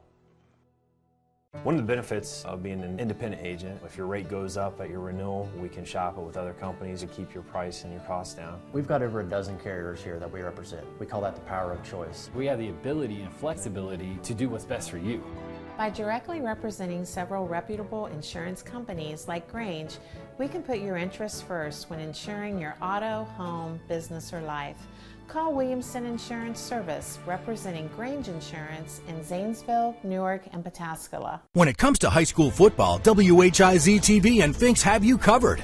Catch all the action on the Friday Night Blitz. Fridays at 11 right here on WHIZ TV. Can't catch the news? Then just log on to WHIZnews.com for the Finks High School scoreboard for a complete list of game scores and more. And when you're ready to hit the road, just click on FinksQualityAutos.com. Or for new and used Harley-Davidson motorcycles, visit FinksHD.com. Finks and WHIZ TV, because local matters. Buckeye Apparel is a local screen printing embroidery shop. My brother and I started in my parents' basement. We started with the apparel, and then it led to our Mark of Valor, which is our motorsports themed apparel. Then it led into our locality store. As soon as I met with the community bank, I could tell that they cared about what I had going on, the projects, the business that I had going on. If you shop local, choose local, and bank local, it keeps your money back in your own pocket. Grandchildren say some of the cutest things. Don't miss out on any of them just because you can't hear. Call us at Norvell's for a free hearing aid consultation. Because when it comes to your grandchildren, you don't want to miss a thing. Norvell's Hearing Aid Center, we're always here for you.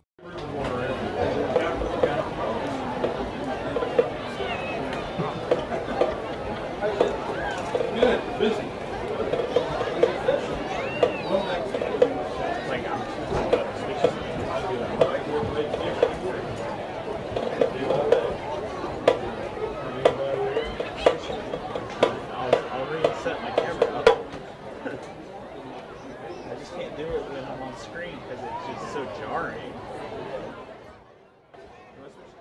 The band opens tonight with the opening song of the Beatles' iconic Abbey Road album from 1969.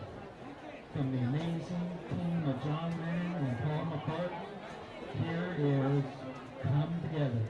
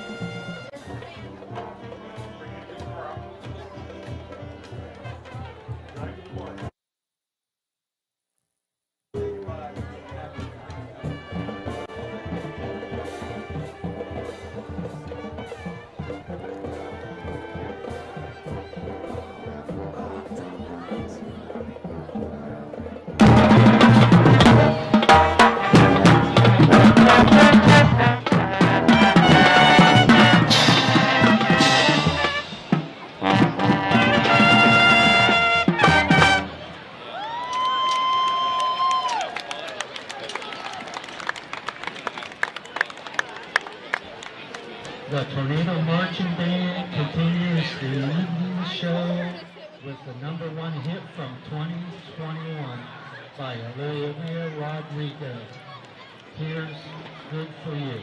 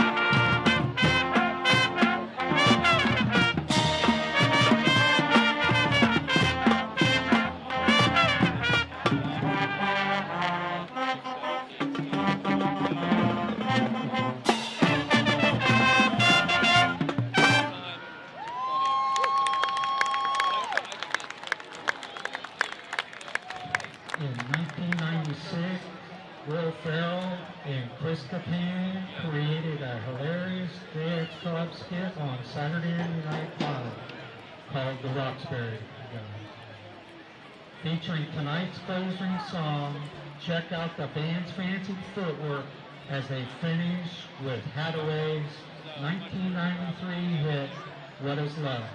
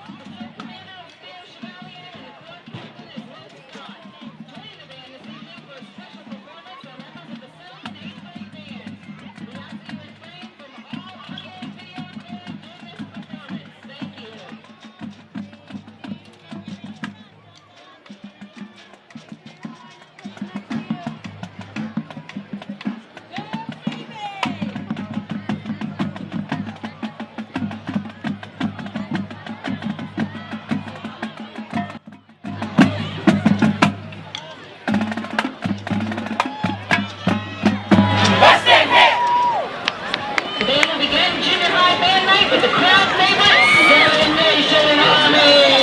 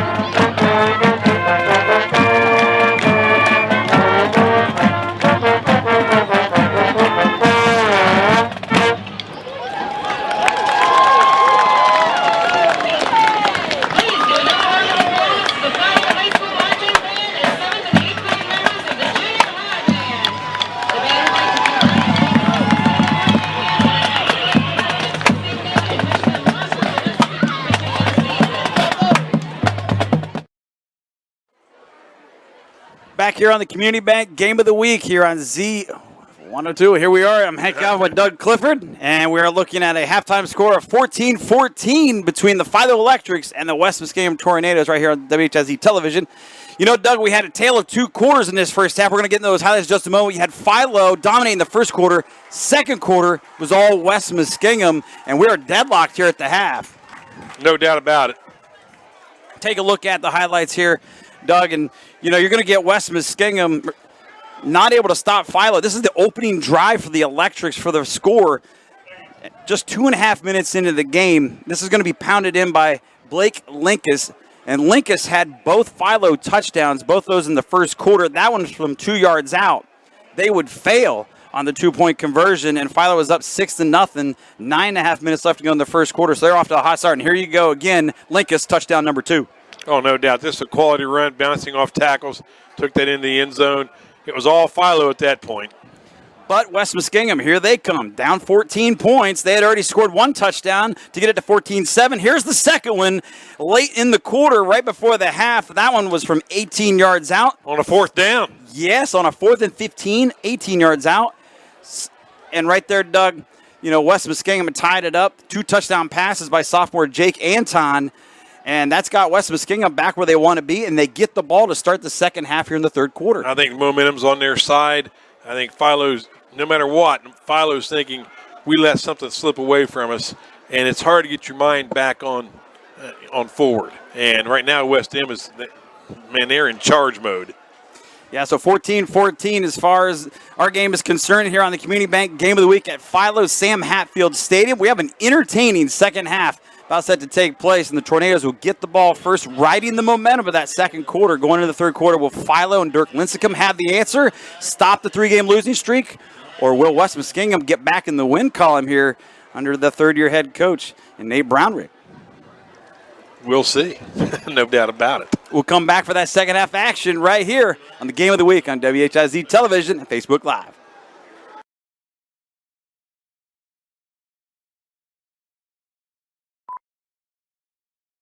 Denny's all-time favorite Super Slam is back. Get bacon, sausage, eggs, hash browns, and buttermilk pancakes for only $6.99. Give your wallet a break and send it on a summer slamcation. The hottest deals are at Denny's, America's value destination.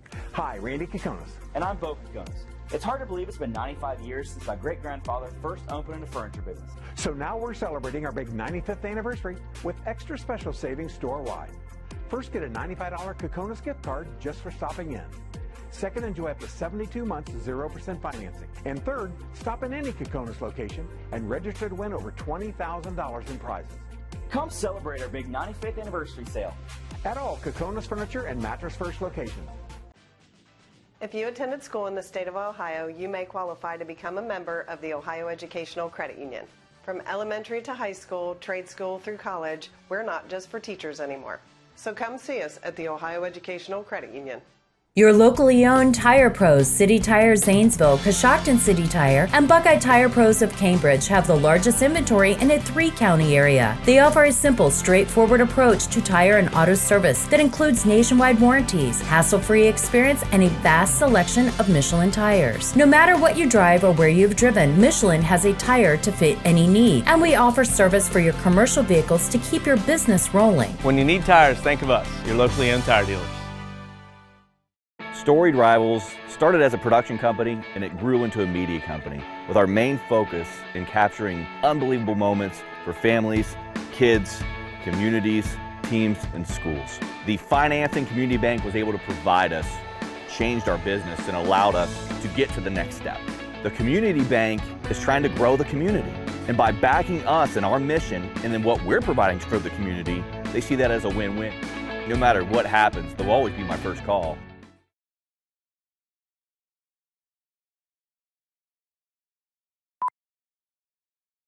At Denny's, we're open to making your sweetest pancake dreams come true. New, extra fluffy, creamy, dreamy, vanilla-y strawberry shortcake pancakes. Social Stars influenced. Stuff of dreams. Get the all-new shortberry dream cakes, only at Denny's.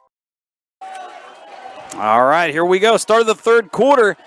Philo tees it up at the 40-yard line. Again, with Doug Clifford, I'm Hank Alvin on a Friday night here. The midway point, week 5, middle of September. There you see the scoring by quarter. Philo owned the first quarter. West Muskingum owned the second. We are deadlocked. All right. Look at that kick. That kick fielded at about the 15 here and run over on the short side of the field, far side from us, Doug, where the Tornadoes would take over the football near the 25-yard line. That was Cisse on the run back. We didn't get the first half highlight, but Cisse had the first West End touchdown, a 35-yard score. Yes, he did. We have an injured player down for Philo. It's our first injury to speak of significance here tonight. Cisse was dynamic when he came into the game.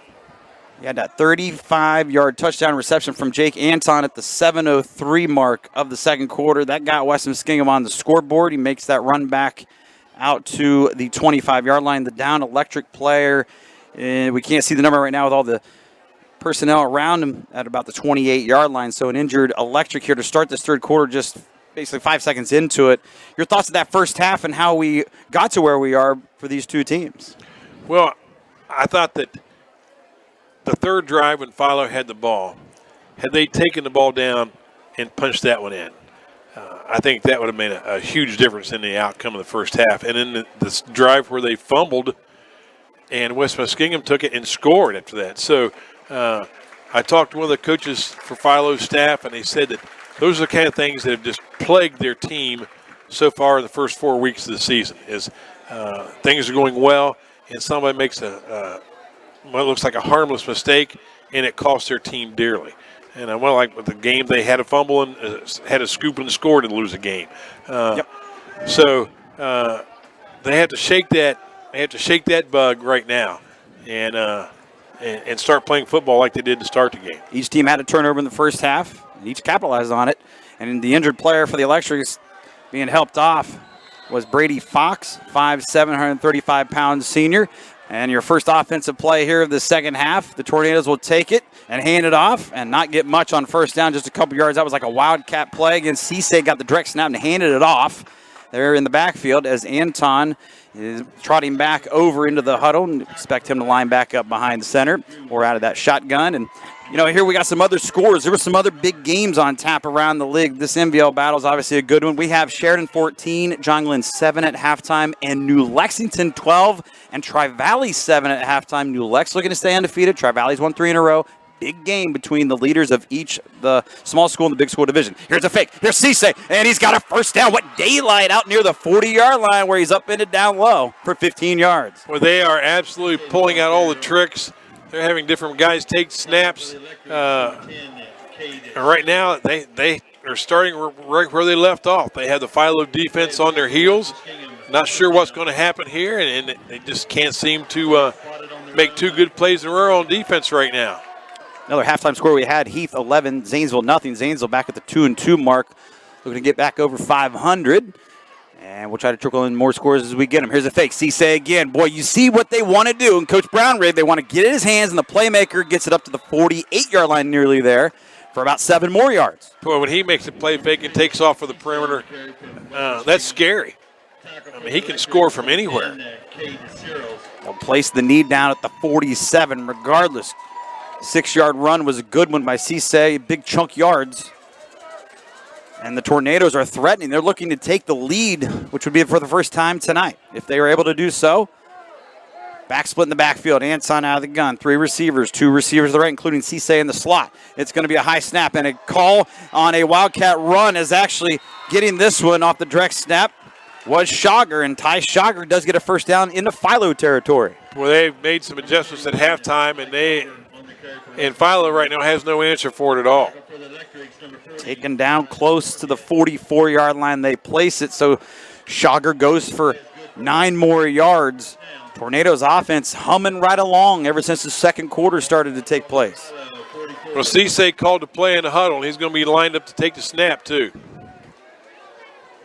Power backfield set again. 3 backs, and Cisse with the direct snap fake. He's going to keep it again. Yet another wildcat play. Down the left side on the end, and he gets over the 40 to about the 38 where he's down there. So 6 more yards, and the Philo Electric defense having some problems on the opening possession.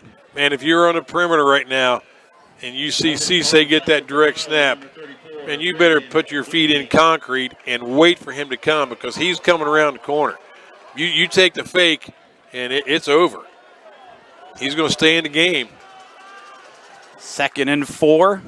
Game deadlocked, 14-0, opening minutes, quarter 3. Here on the Community Bank Game of the Week. WHIZ Television, Doug Clifford with myself, Hank Galpin, and the Tornadoes on the move. High snap, Cisse able to get it, though. He's going to throw with the left hand, sideline pattern. Good coverage downfield and nearly intercepted by Philo on that tight blanket coverage with sophomore Talon Preston. Well, I think we may have found something that Cisse's not really great at. Maybe he shouldn't be throwing it. That should have been picked. And looking for Jake Anton, who's getting some downfield action. They throw his way. So they pull him out from that quarterback position that he played the entire first half, basically, and he'll line up wide left, split receivers. So again, going with Cisse here. In the backfield out of the shotgun snap, gets it. And he'll hand it off, and Schauger on 3rd down could not pick up the first. Needed about 4, Doug, got half of them.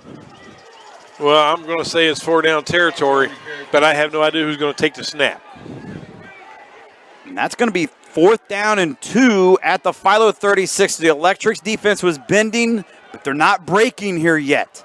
And then maybe they don't if they can get a hold right here on defense.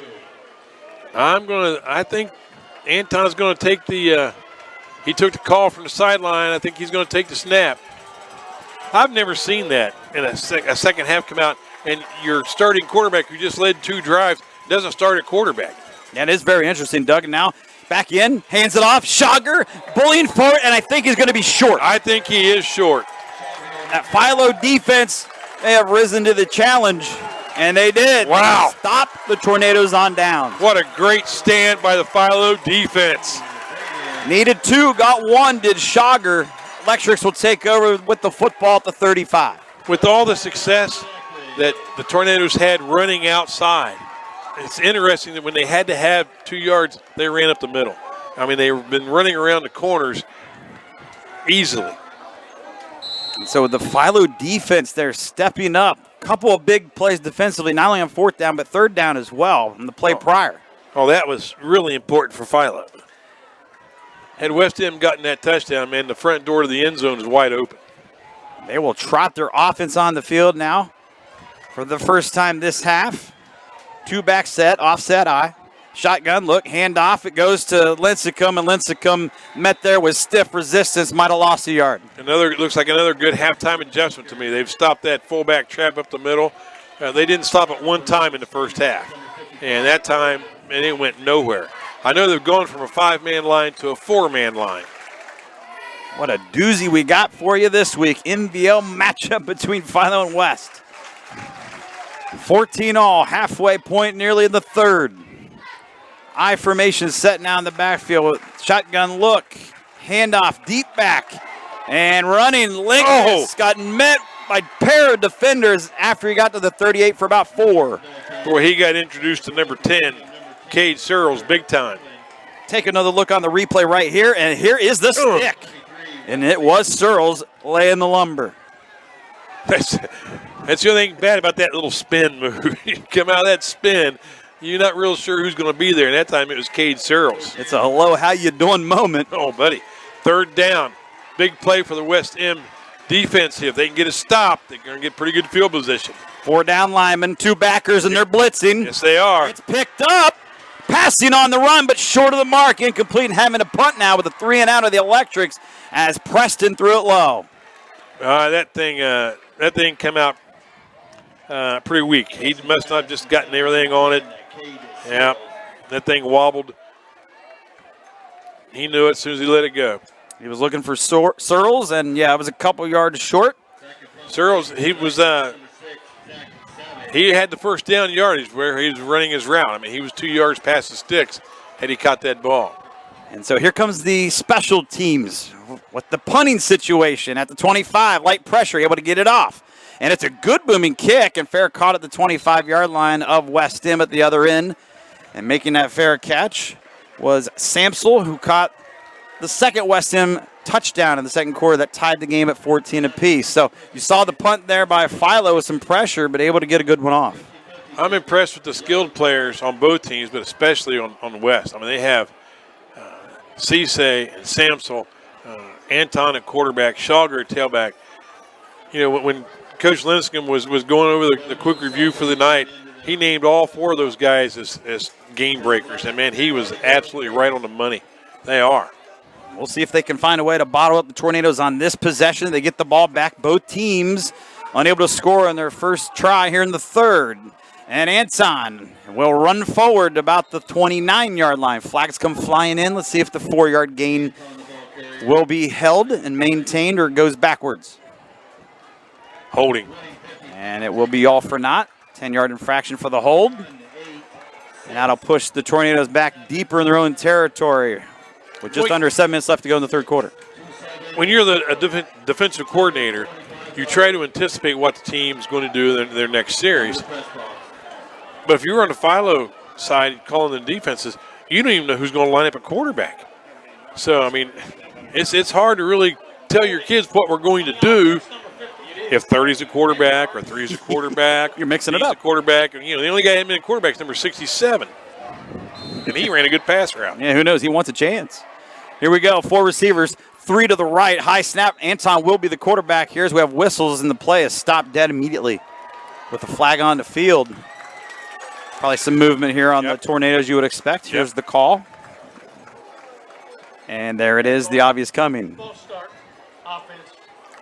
Well, what I saw Anton getting ready to roll to his right for a pass play, and I saw number 14 for Philo, Drew Linscomb. He was going to rush, and he was taking an inside route. Had he taken that inside route and that play had gone on, Anton had a wide open field to run or pass. Oh, Anton's going to get it back and still throw to the right side, and he's got his man Samsel at the 22, and he'll be thrown out of bounds out near the 26-yard line. So, you know, they get basically all the penalty yards back here to the Tornadoes, so they'll start fresh with about a 2nd down and 10. That game goes for about 15. Well executed pass plays. I mean, they're throwing that ball on time. The receivers can adjust to the ball. The receiver adjusted to that ball. But I can't get over, Hank, how well a sophomore quarterback is throwing that ball around this yard. And I also can't get over, he didn't come out and start the second half. Well, now they're going back to him. Yes, they are. Coach Brownrigg. And here he goes, slinging it again, middle of the field. And behind his receiver, Samsel, another receiver was crossing from left to right. As also in the area was Dylan Pageant. So was an electric nearly for a pick. Oh, number 12 for Philo was right there, Demetrius Strickland. I don't think he could believe the ball hit him. Strickland, 6'2", 175 pounds senior. He's had moments at quarterback. Him and Case Fink so far this year, and it did not go so well. In fact, you know, during this 3-game losing streak, so they changed it up. Did Philo and Dirk Linscomb, and therefore they went with sophomore Talon Preston on the offensive side of the ball. Right now, this sophomore, Anton's going to face a 3rd down and 10. Here he goes. He's got time. He's got protection. He's rolling, scooting right. He's going to cut and go for it, and he's going to get that 1st down past the 40. Cross the field, 45, just shy of midfield. And that's a big play when the Tornadoes need it on 3rd and 10 for 22. What did you see the defense? Philo lined their defensive ends way to the outside and only rushed 3 guys. And the defensive end on the right, he gets pushed clear up the field. That's the same as losing contain. And they just had no one there. Just had no one there to handle that scramble. Just saw that replay. Brought to you by the Ohio Educational Credit Union, as it is still 14-all, but West Em is driving here halfway through the third quarter. 3-back set, and they'll hand off to Shager. Shager met, nowhere to go. No running room whatsoever for Shager. Philo was trying to steal that football. I think that's number 34. He had plans for a little petty theft there, Braden Bleakney. He was doing his best to rip that ball loose. No gain. Well, didn't West have a series where they had 2 or 3 penalties and then went on a touchdown drive? Well, they did. Yes, they did. And they're trying to. Yogi Berra say? It's like deja vu all over again? Try again. And here we go. And all the above as we have more flags. Yeah, I think that was a left guard popped out. The stance a little too soon. So this will move the Tornadoes back further. So here you go, good. And yes, Doug, they did have multiple penalties on one of their scoring drives there in the second quarter, and they're going to have to do it again here late in the third. Well, we used to teach our kids on defense that when we had something like this happen, a penalty, that take advantage of this. Let's dictate to the offense now what we're going to do, not what they can do. So now it's 2nd and 15, and the defense has a little bit of an edge here. Let's go get somebody. Let's make sure the quarterback doesn't get away from us. In fact, it's 2nd and 15 here after that 5-yard penalty for movement. High snap, fake run, pass over quickly. Samsel catches it, and he gets past midfield into Philo territory where he'll get knocked over and out of bounds at the 49-yard line. So good yardage there and a safe call on 2nd down. Well, I don't know if Anton saw this, but the corner backed out of there before the ball was snapped. He was 10 or 15 yards deep when the ball was snapped, and that play was there. It was wide open. Had he stayed where he started, it would have been nearly as wide open. So the Tornadoes now have a 3rd down and long. Yes, they do. 3rd and 8. They got to get near the 41. Ball's at the Philo 49. 3 receivers, twins to the right, 1 back. Schauger behind Anton. Fake to him. Anton rolling right. In trouble. He's going to get sacked. Yes. Big sack by the Electrics back there. I'll tell you what. At the 41-yard line. Who is that young man? Kyler Nader. Oh, yes. Play of the night for the defense, no doubt about it. 6 foot, 180-pound senior buys lonesome with the full sack. Just football is such a game of inches. What a cliche, but 2 inches higher on that grab would have been a face mask. Yeah. And, man, that was a great sack. All right, 4th down. It's a big defensive plays right there by the Electrics. No doubt about it. 2 times in a row, 2 series in a row. Watch out for the snap here, fellas. Coach Linscomb, you're going to get a penalty for being on the field. Both teams trading jabs in the 3rd. Wow. What a kick by the left footer. And inside the red zone, inside the 5. Can they stop it? They do. In fact, they'll just let it die at the 2 and down it. To the chagrin of the home faithful, but the excitement of the West End faithful that made it down here. The score's nodded at 14, but you had to give the nod to the special teams for West End, and the kicking part of it especially. I mean, they've kicked 2 extra points. And that punt there, man, that's a game winner. Off the bounce, but it was well kicked prior to any bounce that West End got there for 56 yards on the punt. Man. And pinned at your own 2-yard line. This will give us a chance to go through our sponsors here during the change of possession, Doug. Williamson Insurance, the power of choice from top-rated national and regional insurance carriers. Fink's Harley-Davidson, live to ride, ride to live. Fink's Quality Cars and RVs, quick as a wink. Deal with Fink. And Fink's Easy Leasing and Rental. Northside Pharmacy and Northside Oxygen and Medical Equipment. Northside, your pharmacy for life. And finally, Genesis Orthopedic Center, where better begins here. We'll have the player of the game brought to you by Genesis afterwards. Does better begin here for Philo? They got to go 98 yards for a scoring drive. Woo, baby. Not asking a lot, are we? Out of the gun. Back in his own end zone. Passes left side, and it's high and incomplete. Some pretty good coverage, too. And it will be 2nd and 10, so Philo's coming out firing here. Flag down. Are you surprised while they take a look at the flag that Coach Linscomb and the Electrics decided to throw from their own end zone? I'm surprised they threw that in the flat, I can tell you that. I mean, I wouldn't throw them. You throw the ball out in the flat and you make the one mistake and somebody tiptoes into the end zone for a 6. The wrong 6. Unfortunately, it did not happen there for Philo. Unfortunate for West End. So let's see what the guys in the stripes sort out. It's a chop block on the defense in the Tornadoes. This will help Philo get out of some bad field position. Oh, man. To say the least. That's a call that never used to be made. And we used to teach our kids on defense to stay as low as possible. And a lot of times we would upend pulling guards because our defensive ends and people were so low. And you do that now, and it's a penalty. This is a big penalty right here. This is going to mark it all the way upfield. Oh, man. And they're still going right near the 16-yard line. They'll place it down. So 15-yard penalty from the spot of the foul. One would think Coach Linscomb having some words over here on the sideline, but I'd be happy with that call.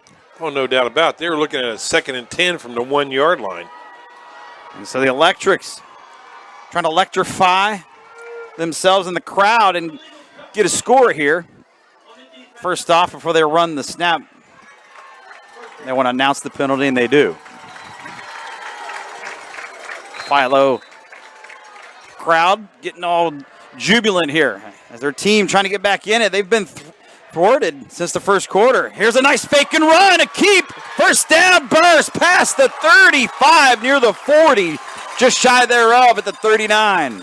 I think somebody's won themselves a position at quarterback. What a fake there, but better burst by the quarterback, and Talon Preston, the sophomore, continues to impress. Again, we can't say enough. Both quarterbacks are sophomore starters tonight, and they're the real deal. Good future for both these teams as signal callers leading the ships.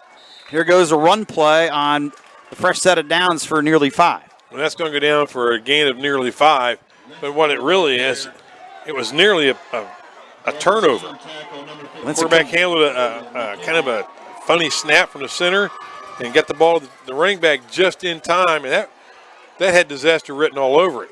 Drew Lincecum able to hang on to it, and he'll line up to the left here, and he'll be the lead blocker for Talon Preston, trying to run around the left end, and somehow he gets thrown forward with some strength of his own to help him up near the 48-yard line. That's going to be close to another electric first down as we're inside of 3 minutes here in the third. Well, Cade Searles missed his block out here, and it's a good thing he did, because had he touched that guy, that would have been a penalty. And we have another Philo player down. So at the moment, yes, we have a Philo injured player down at the 48-yard line. There you see all huddled around, and the coaching staff there. The injured player is actually up a little bit off the screen at the moment. They have it right now, third down, Doug, in about inches. So this one, I wonder if you want to get a measurement here instead. It's awfully close to that first down, but barring here a change, it's going to be 3rd and inches for Philo after this injury timeout. Well, my extremely poor eyesight is much improved thanks to my optometrist, but it looks like that down marker over there is right on the stripe, and the ball is 6 inches short. So who's that lineman coming out, number 58? That's Slade Glaub, 6'1", 249-pound lineman. Comes off very gingerly, but yeah, he's coming off though. Yeah, his own power. Looks like something hurt a little bit, but it looks like he's going to be okay.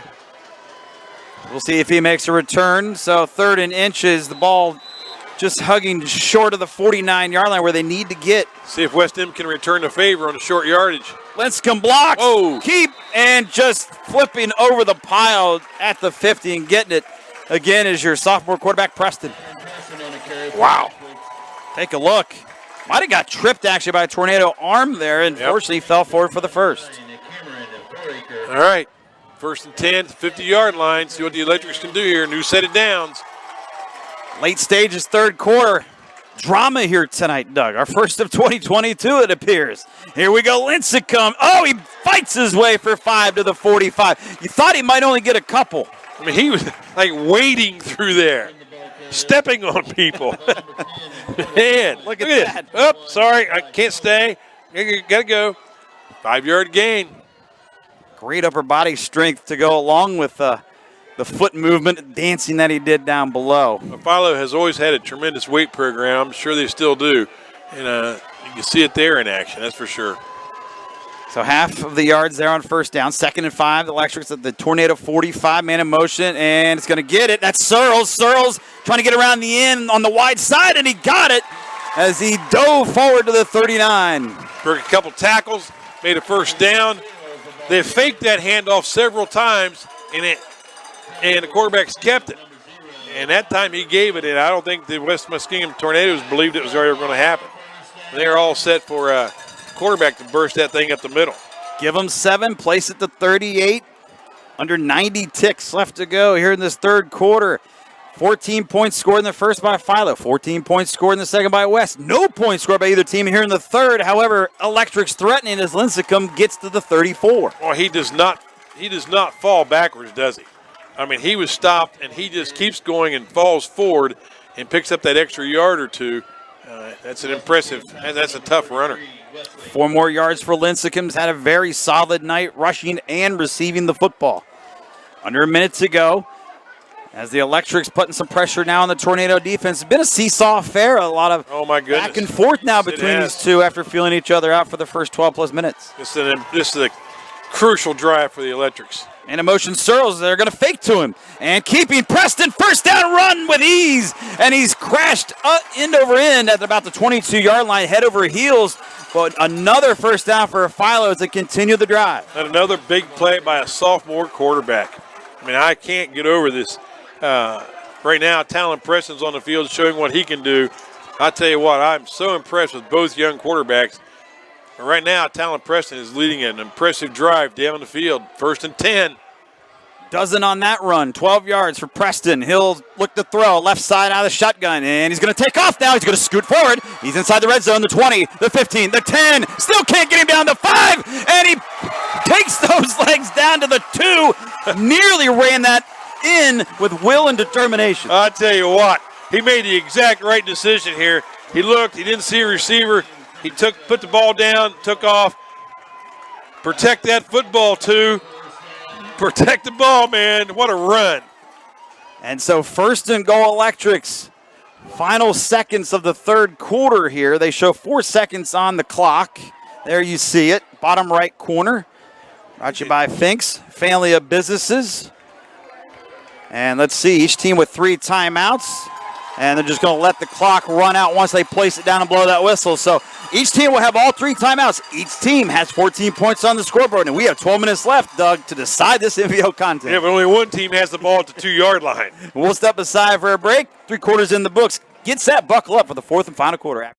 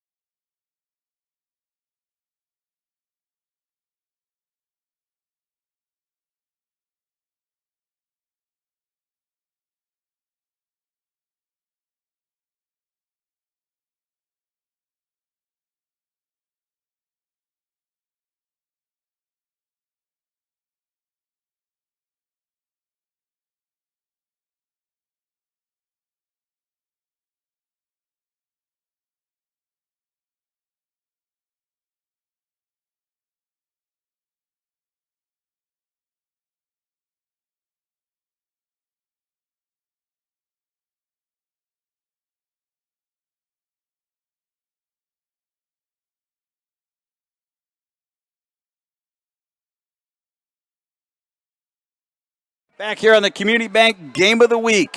Here on Facebook Live, WHIZ Television. It's at the 2-yard line. 14-all game, no more. Touchdown to start the 4th quarter for the home Philo Electrics. Scooting in is the sophomore quarterback, Talon Preston, for the lead. Philo gets it back. Welcome back as well, everyone. You know, I think everybody in town was looking for number 14 to get the handoff and punch that thing in. It took 5 tries.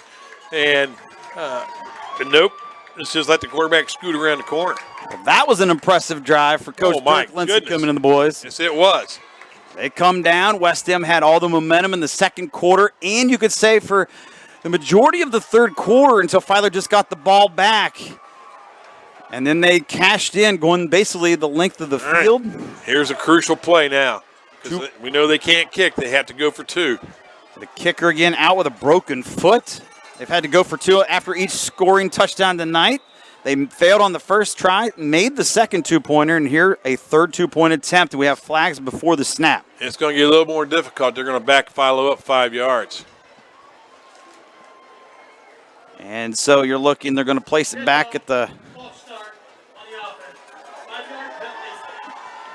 There you go. We'll let him speak there. They'll place that back near that 8-yard line, so, you know, it makes it much more difficult, like you said, here on your play call. Well, you know, you're down here in the red zone. You don't have near as much room to run your patterns.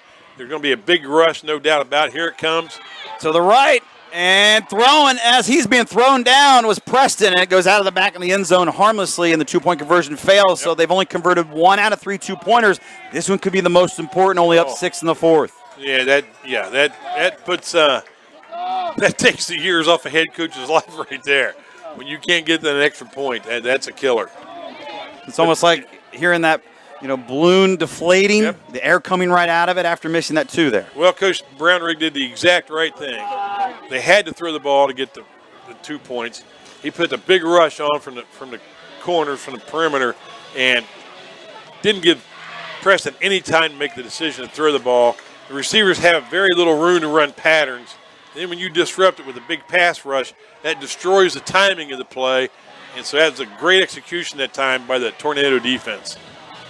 So it just took one play, 5 seconds here into the fourth quarter to take the lead on a Talon Preston 2-yard run, the sophomore QB. He misfired the 2-point conversion there, 6-point lead. Good news is, hey, you withstood a lot of West End momentum and got the lead back despite the misfire there. Well, what you tell your defense is, we didn't have very many good plays in an entire drive, but it was a great time to come up with that one. So if we get a touchdown, we'll kick it for 1 point, we'll win the game. Oh, and another good NVL game on tap between Tri-Valley and New Lex. 14-12 Tri-Valley has just jumped into the lead over New Lexington here recently in that third quarter as they move towards the fourth in that game tonight.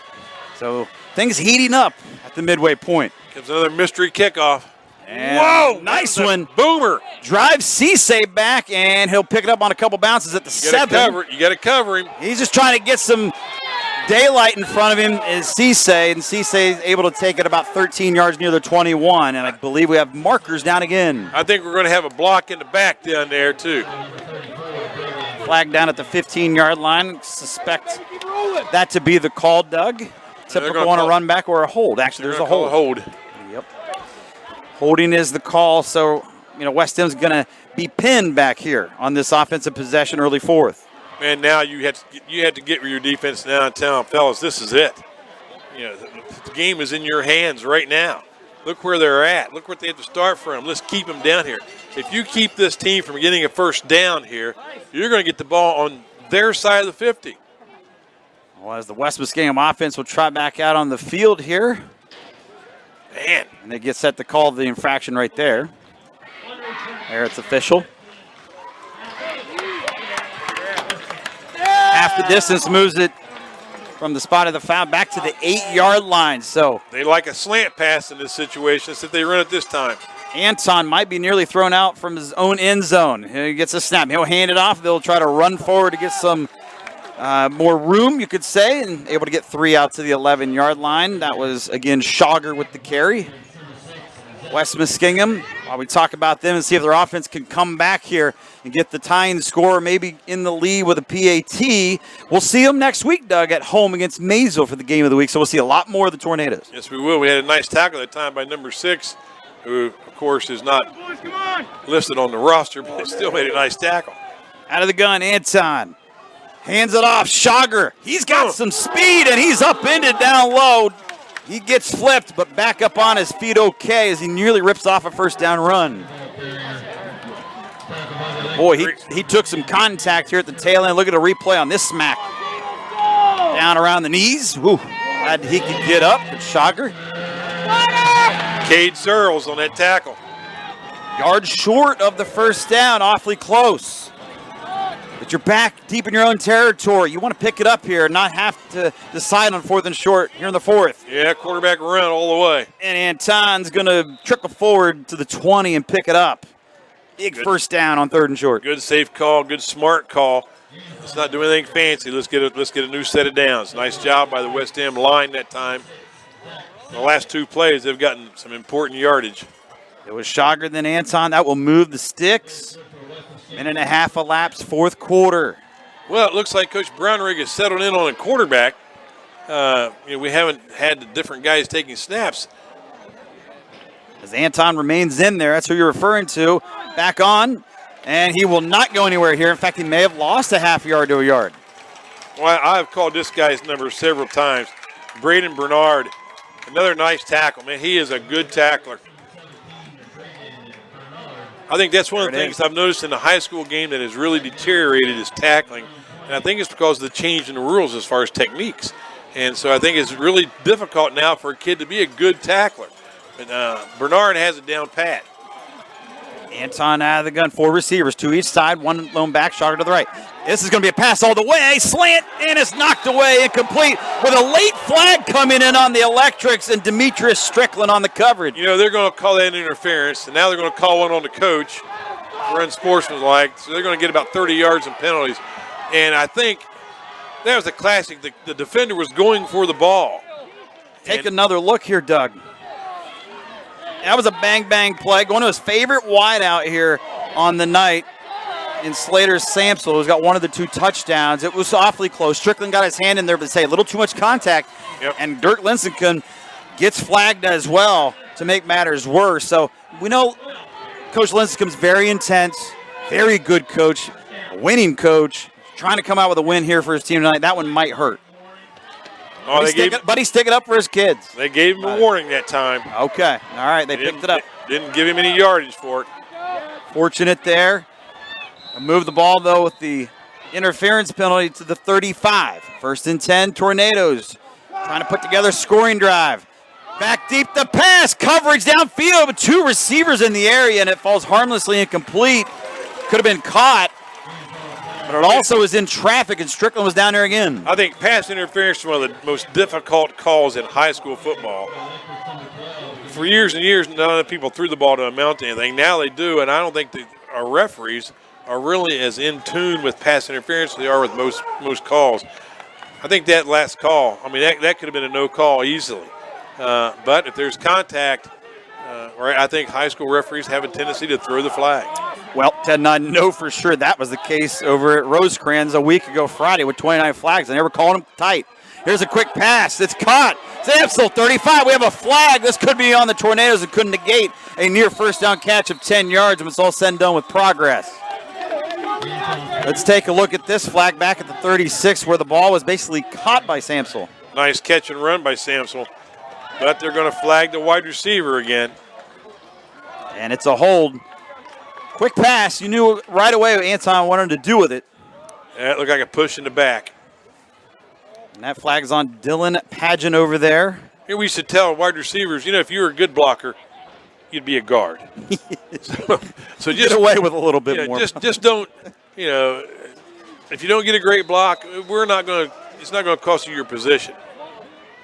But don't grab anybody, don't block him in the back. And so we have, with 9 minutes and 25 seconds left to go, here in the 4th quarter of regulation, a timeout called on the field by Nate Brownrigg, the coach of the Tornadoes, and that's the first timeout by either team called at the half. Gives us a chance here during this timeout to hit our sponsors up with Foxfire Schools, free public alternative education, serving students grades K through 12. Norvell's Hearing Aid Centers in Zanesville and Cambridge, always here for you. Kokona's Furniture, Mattress First, always make it easier for you to furnish your home. And City Tire Pros, serving our community since 1953. When you think tires, think City Tire Pros. And oh yeah, Denny's Classic Diner. Don't forget them, America's favorite diner in Zanesville and Cambridge. But tonight, what did we get feasted to during this timeout? I'll tell you what, we had some great hospitality here from the press box crew at Philo. We were fed before the game and at halftime. And still eating? No. Okay. And I just want everybody to know, and listening to the broadcast, that Hank has that list of sponsors. That's completely memorized. He's not reading that a bit. And if you believe that, yeah, I have some Arizona coastline I'd like to sell you.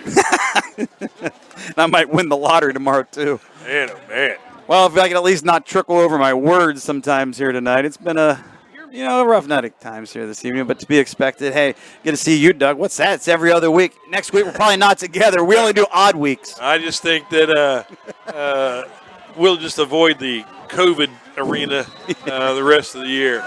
Big play here. Keep them fingers crossed. 2nd and 10 after the penalty, or check that, 2nd and 18 after the penalty. Back to the 27. Got to get to the 45 on the run and just going to go out of bounds, saving some clock and also some wear and tear on that body from a hit. Was the sophomore Cube. Smart play on the sideline by the Philo players to not take a dumb shot on the quarterback here when he's stepping out of bounds. But that was a heady play from Anton, but that's all we've seen from the quarterbacks. He picked up 5 yards, Doug, but it's 3rd and 13. Yeah. So you're down 6, but there's a lot of time left to go with over 9 minutes. Right. But it's a big call on the game right here. Yes, it is. Here we go. Score comes in. Sheridan has defeated John Glenn tonight in New Concord 21-7. The Generals will see in 2 weeks against these Electrics. Philo's going to give him 5 yards for being offsides.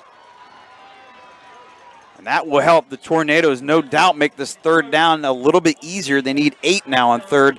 So I mentioned the Generals just beat the Muskies. Muskies fall to 1-4. Generals go to 4-1 as they continue their march towards the playoffs. See them in 2 weeks for the first time. And 20-12, Tri-Valley with 4:52 left to go. That score just in. They're up 8 over New Lex. Action down here, though, on 3rd and 8.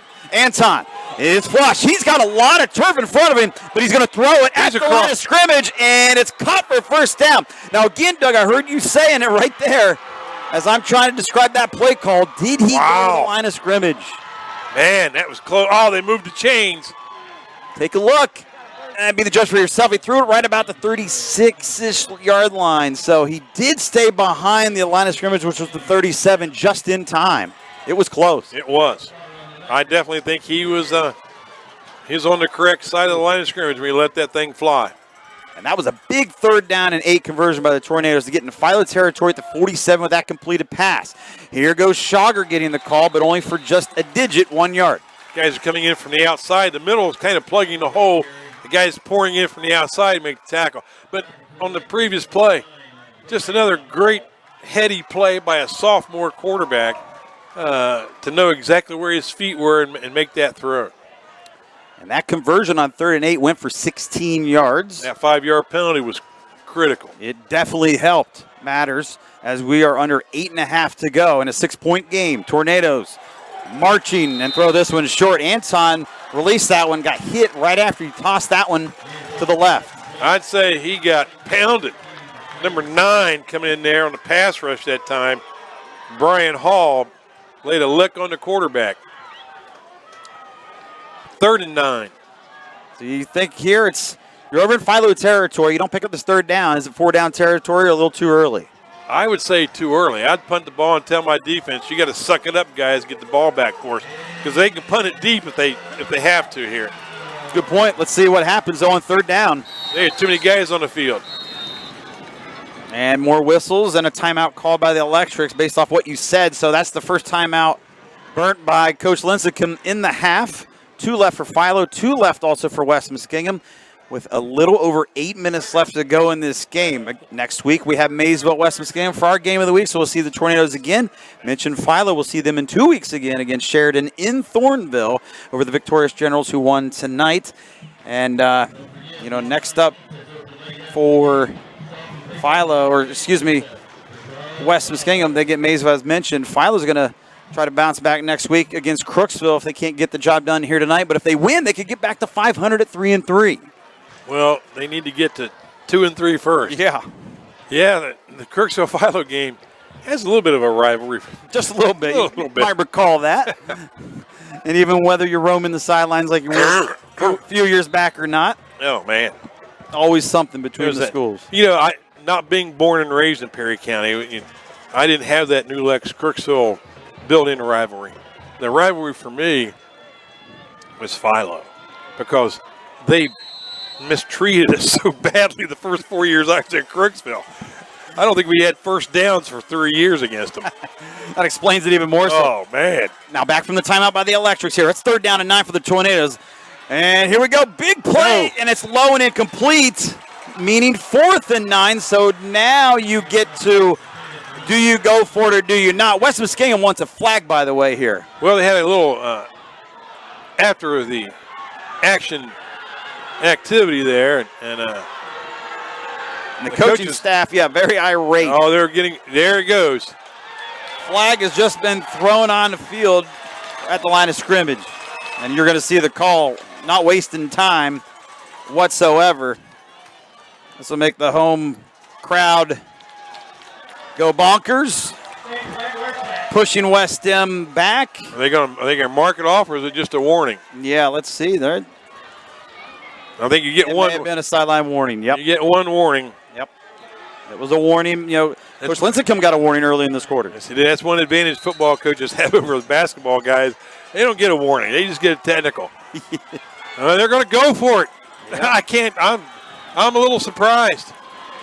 A little over 8 minutes and change to go. Got to get to the Philo 37, need 9. See if this quarterback can dial up some more magic. Anton, down he goes. Sacked. Ball may have come loose. It wouldn't matter if it did. Nope. Philo's going to get the football. The defense holds and clinging to the 6-point lead. Wow, what a great play for the defense to come up with. That's exactly what I saw the last time. The defensive end this time, 58 rushed, but he stopped. He didn't keep going up the field. And when that quarterback stepped into the pocket, he was waiting on him. Great play. You bet. You better give that kid a hug, Coach. That's a great play. That's a kid that came off the field hurt earlier in the game, number 58. Glob. Yep. Slade Glob. Slade, I tell you what, buddy, what a play. Big plays. He came back in, and he's back on out there on the offensive line. The electric offense comes back out. They'll try to salt away the victory here if they can do it in the final 8. You know, that's why I think I would have punted the ball. I mean, it wasn't like it was 4th and 2. It's 4th and 10, and you could have punted that ball down inside the 10-yard line and really forced Philo's hand. Full house in the backfield, 3 backs, shotgun snap. Going to be a run. It's going to be Lincecum going from left to right on a counter, but not much doing. In fact, no gain. I believe they're going to mark it. I think he may have gotten back to the line of scrimmage, and that's it. It will stay at about the 46.5-yard line, maybe a half yard. Yeah, if West End can hold here and force a punt, they're going to have, with their offense and their ability to throw the ball, they have plenty of time to come down the field. So, Philo just can't run between the guards. They're going to have to try to get a first down here. West End feeling a run coming, and they guessed right. And not much doing there for Max Zimmerman. He gets maybe 2 tops to the 48. And now it's 3rd down and long, 3rd and 7. So some, maybe you could say obvious play calls there on 1st and 2nd down. Your goal is try to run the clock out, pick up first downs in the process. Well, not much yardage has happened. Well, you can't really run the clock out when there's 7 minutes to go. You have to play. You have to try to, force the issue, and they haven't so far. Now it's 3rd and 7, and they have to force the issue. See what they do. Quarterback scramble maybe. 3 receivers to the left, firing downfield, and it's high and incomplete. And the West End Tornadoes have now held themselves on defense with a 3 and out of the Philo offense. Take another look at this one, Doug. This one just got away on the pass from Preston. It was good protection. He had a nice pocket. He just too high. Shot it too high downfield. Would have been close to a first down. Oh, I think it would have been a first down without a doubt. Now the Electrics are going to have to punt. Again, special teams have been a challenge tonight. Holy cow, we're short a guy. Here we come. Running on late was Seth Hemming. And so Henning's able to get his spot. Good snap. Not much pressure, and good time to punt it away, and it will bounce at the 25. And letting this one go, that may have been a mistake, but a safe one. And it will be marked down at the 10-yard line. So, yet again, West Muskingum backed up deep. On 90 the yards. Side of the ball here with 6:43 to go. You got to go 90 yards, and they were back at the 8-yard line on their last possession. Well, buddy, it's offense for show and defense for dough. Your defense has to step up now, make some plays. Well, it was 14-0 Philo after one. West End tied at the half, and nobody scored in the third, and then you had a Preston first play touchdown in the fourth quarter for the lead. I wonder if we'll see the revolving door at who gets the snap down here with the ball so deep. Or will it be Anton behind the center there? We saw Cisse get some I action. think that's Cisse in there. It is Cisse back there. And I thought that, with the situation the way it is, yep, there he goes. It's a fake, and he's just trying to take off, just trying to be shot out of a cannon, and nearly broke a big one. Good yards, though, on first down. I think that's a good little piece of strategy there by Coach Brownrigg. Put the ball in the hands of one of the fastest kids in the MVL and see what he can get. Over the 15, they'll put this one down at the 16-yard line, and you're right, 6 yards right there for Cisse. Clock is going to be a huge factor, obviously, here at the end. Will there be enough time for West End? Cisse, again, gets the snap. This time he'll hand it off and trying to find his way forward to the 20 towards that first down marker, but short. Looks like maybe an injured Philo player. Could be a cramp. Yeah, that's the way it looks. At about the 22-yard line at the end of the play. And so that will be the case. It was one of those summer nights again, Doug. So every time we get together, it's about 78, 80 degrees. Just mark it down. Beautiful night. I know. I mean, it's remarkable. It's a beautiful day. But if you're a football player, it's 75 or 80 degrees at kickoff. That's what you get. That's exactly what you get. Yeah, unfortunately, you get those cramps flaring up here with 5:57 left to go in a game. It's cramping our style. We're going to step aside for an injury timeout here with crampage on the field. Philo trying to hang on and win this NVL battle on the game of the week, up by 6. If you attended school in the state of Ohio, you may qualify to become a member of the Ohio Educational Credit Union. From elementary to high school, trade school through college, we're not just for teachers anymore. So come see us at the Ohio Educational Credit Union. The overall culture here is one of servitude. Everything that we do day to day is affected by what is best for the customer. As soon as you get that policy, the process doesn't stop there. We don't put you aside. They get to know us. They get to be our friends. They are members of our community. We just treat people like we would treat our own family. We want to be here for you, whatever the circumstance. We're available to you whenever you need us. Call Williamson Insurance Service, representing Grange Insurance in Zanesville, Newark, and Pataskala. Mom, softball's over. What am I going to do next? School's about to start. Why don't we try band? I'm going into the 5th grade this year, and I think I want to do band. Awesome. Let's see which instrument fits you best.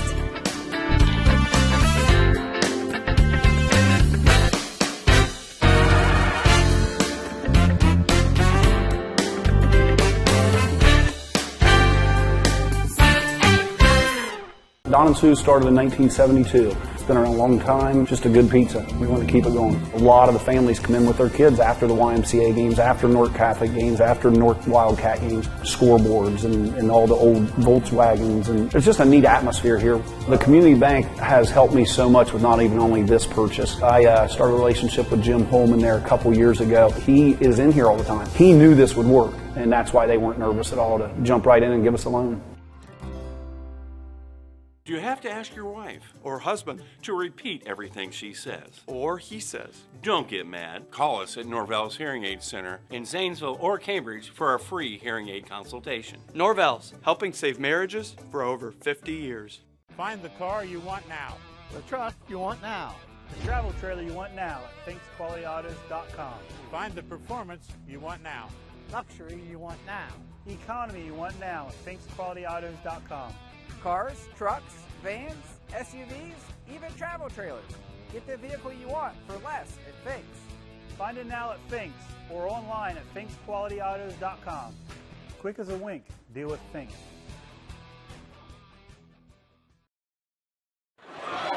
Facebook Live, Community Bank Game of the Week, WHIZ Television here, and with Doug Clifford, I'm Hank Alpin. We have 5:57 left to go, fourth quarter. Tight knit game here, 20-14. Philo up 6.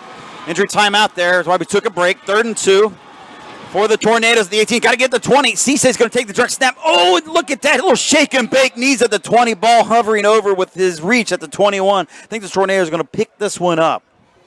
Take another look though, and they're going to mark it down on the field for us to let us all know officially here in a moment. Well, his knee was down way before he stuck that football out. I know that. He didn't reach that football out until he was already down. Lincecum's working the officials on the side. You can't see on our screen, but we can hear. And so they will give the first down. I mean, he saw that too. I mean, his knee was down right on the stripe, and that was short of the first down. Coach Brownbrigg will take it for West Dem. And we have whistles and flags stopping play. 5:45 left to go, and yet it's going to be motion on the Tornadoes. Tornadoes have been penalized an awful lot on the offensive side of the ball at times here tonight, making their task more difficult here in the late stretch of this one at Sam Hatfield. They want to come away with a road victory. Philo trying to stop the bleeding. Lost 3 straight coming in after an opening game victory to start the year. Well, it looks like Coach Brownrigg is going to go with his quarterback at quarterback right now. I think he feels like he's got enough breathing space back here, and he needs to pick up some yards. Out of the gun, Anton fake, quick pass slant, reading it, and Strickland nearly intercepted it as he looks at his hands and says, why? Well, that's the same play he was called for interference on earlier in the fourth quarter, and that time he timed it just a little bit better. That slant pass, they've thrown it the entire game, and, man, he was right there on the spot.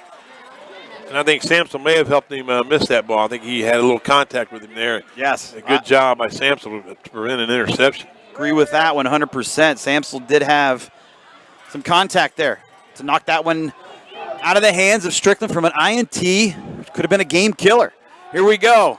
Passing on 2nd and 15 and incomplete. More penalty flags down. Looking Sampson's way at the 23. Flag at the 18. This one's going to be a hold on the defense is the indication we get down on the field initially.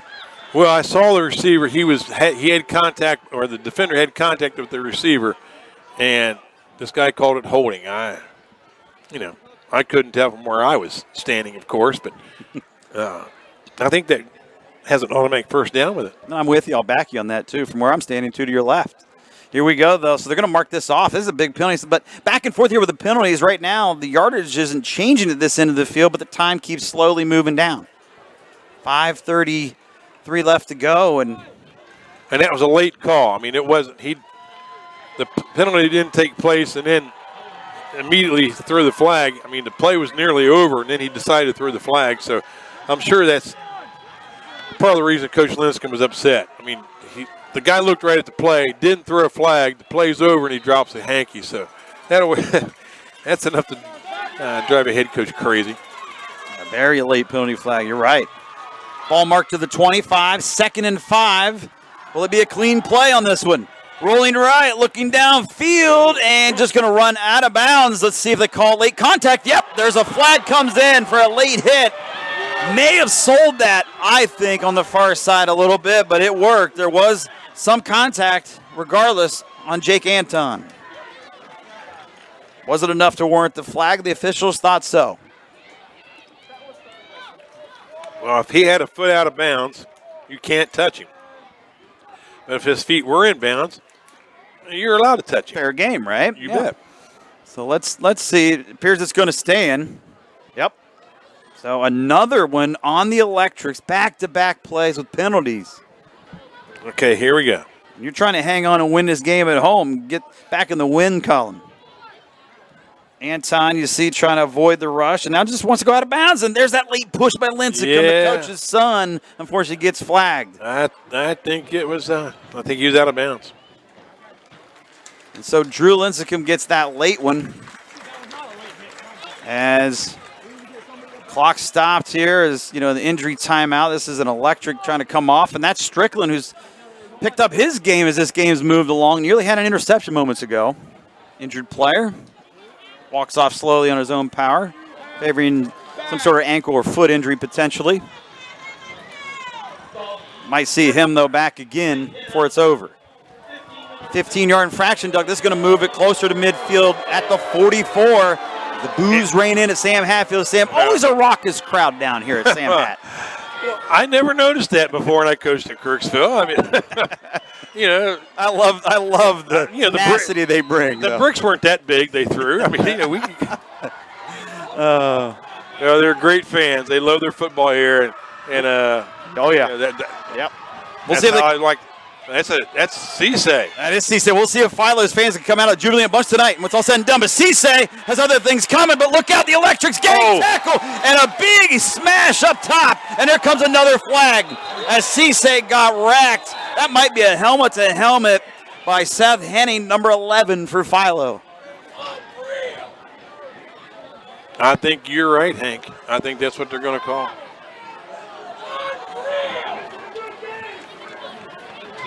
So 20-14 the score, just over 5 minutes left to go. Another flag. If this one stands, and it does, that's another one on Philo's defense. I believe that's 3 in a row. Penalty flags, and it is. You'll take a look here, Doug Cisse. Whoop, whoop, like Chris Berman would do, goes this way. Instead, I'm going the other side of the field, and look at that late hit right there. Yeah.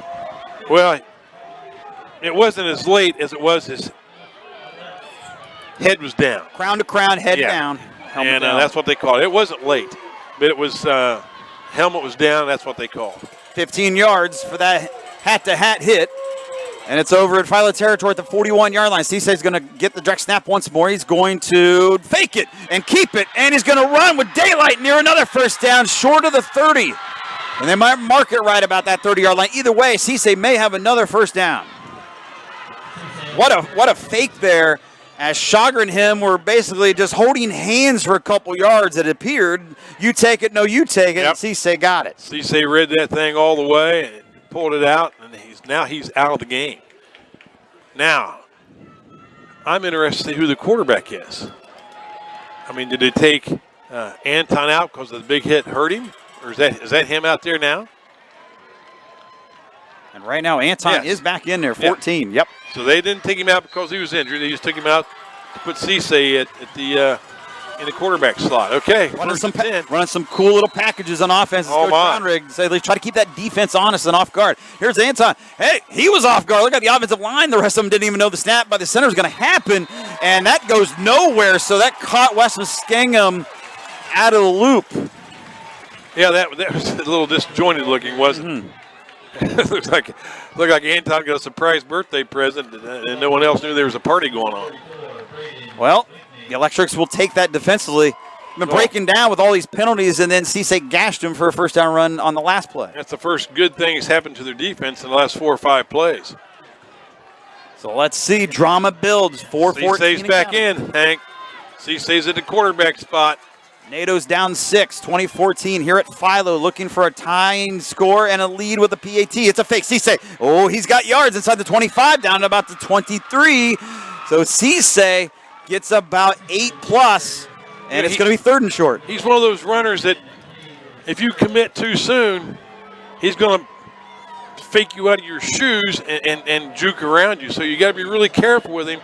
And then, so when he puts his foot in the dirt, where there used to be dirt, he can turn it on and make some yards, and he's doing that. And he's a quarterback again. Well, you know what this is going to be? It's going to be that little ride to the outside. You either give it to Chager or keep it. Cisse, long snap count. Here it comes. It. And it's a handoff. Chager trying to cut back in to get close to the marker for the first down. He's going to be very close, but maybe short at about the 21. Had to get to be the 21-yard line, so this depends upon the spot, Doug, if it's 4th and inches. Oh, my goodness. It's 4th down. And you're down 6, and you got under 3 minutes to go. I'm going to tell my offensive coordinator to call a really good play. 2 timeouts left. If you do fail, it's not quite over, but you got to get it. You're thinking right now to win this thing. You got to get this. I think this is going to be Cisse just running directly into the line. And he's going to go straight ahead, goes to the right, leans, and easily gets it. Cheers you here's on the West End side of the field here on the road as they get that first down on 4th. Another Philo player down. And Cisse glided forward, keeping himself low to the ground to get that first. To the 18-yard line, again, another electric down on the field. Well, that was a good call by Coach Brownrigg. I mean, there was no need to do the ride Chager into the line and all that. Just you needed a yard. Go get it.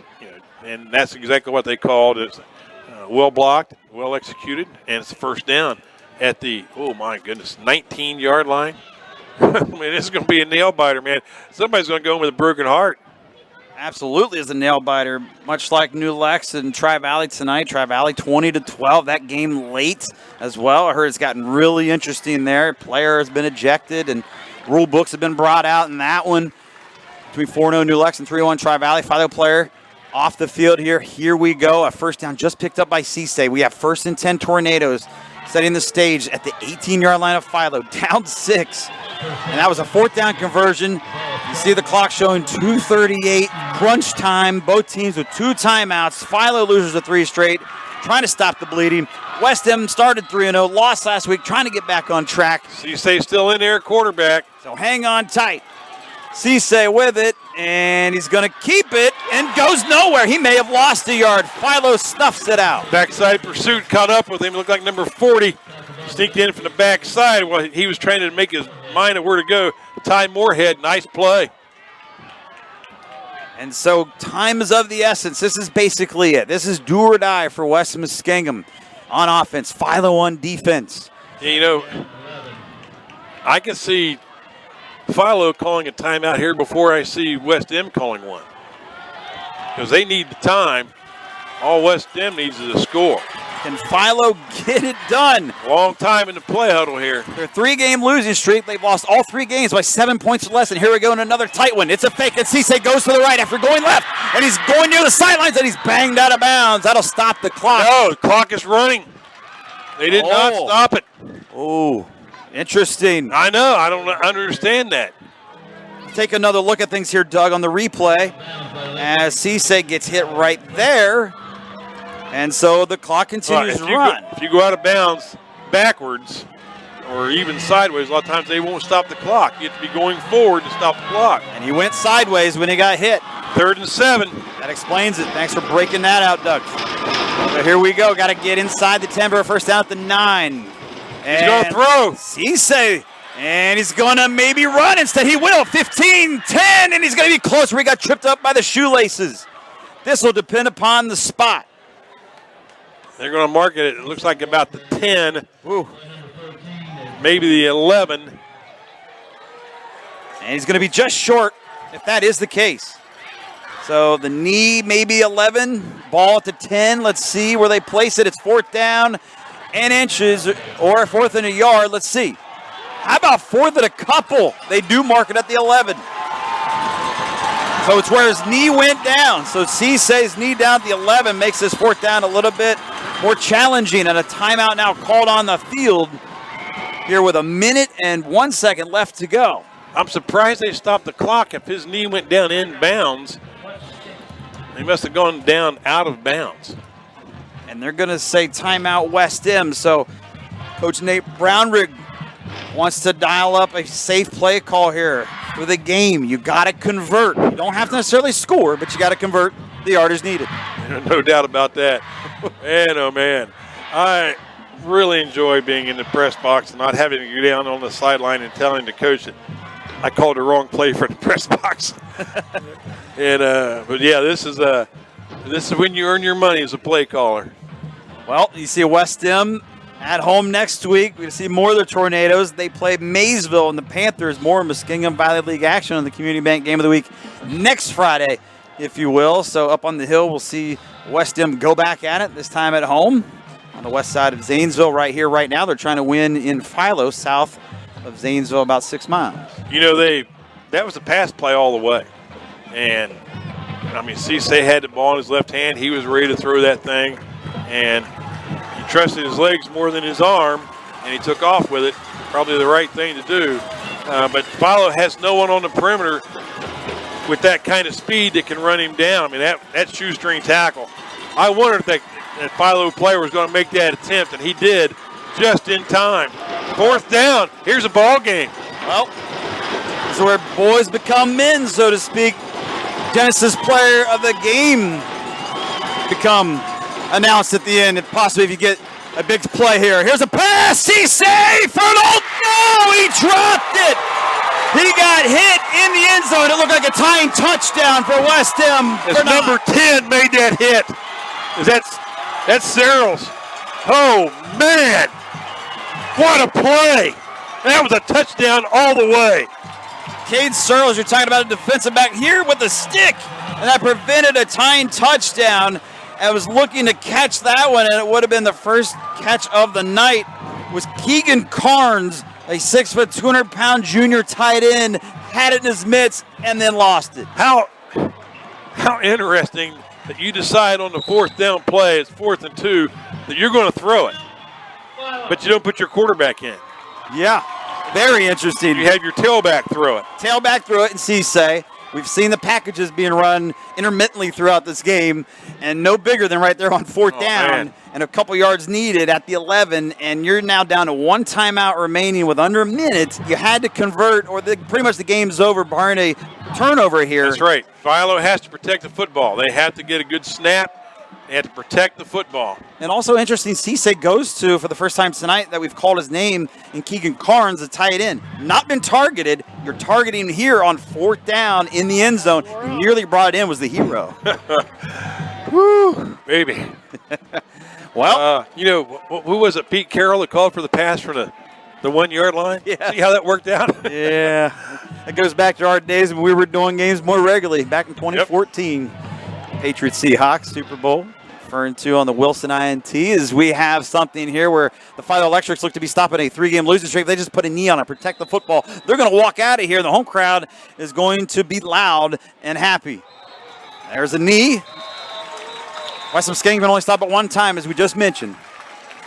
You just got to make sure you don't take a knee in the end zone here.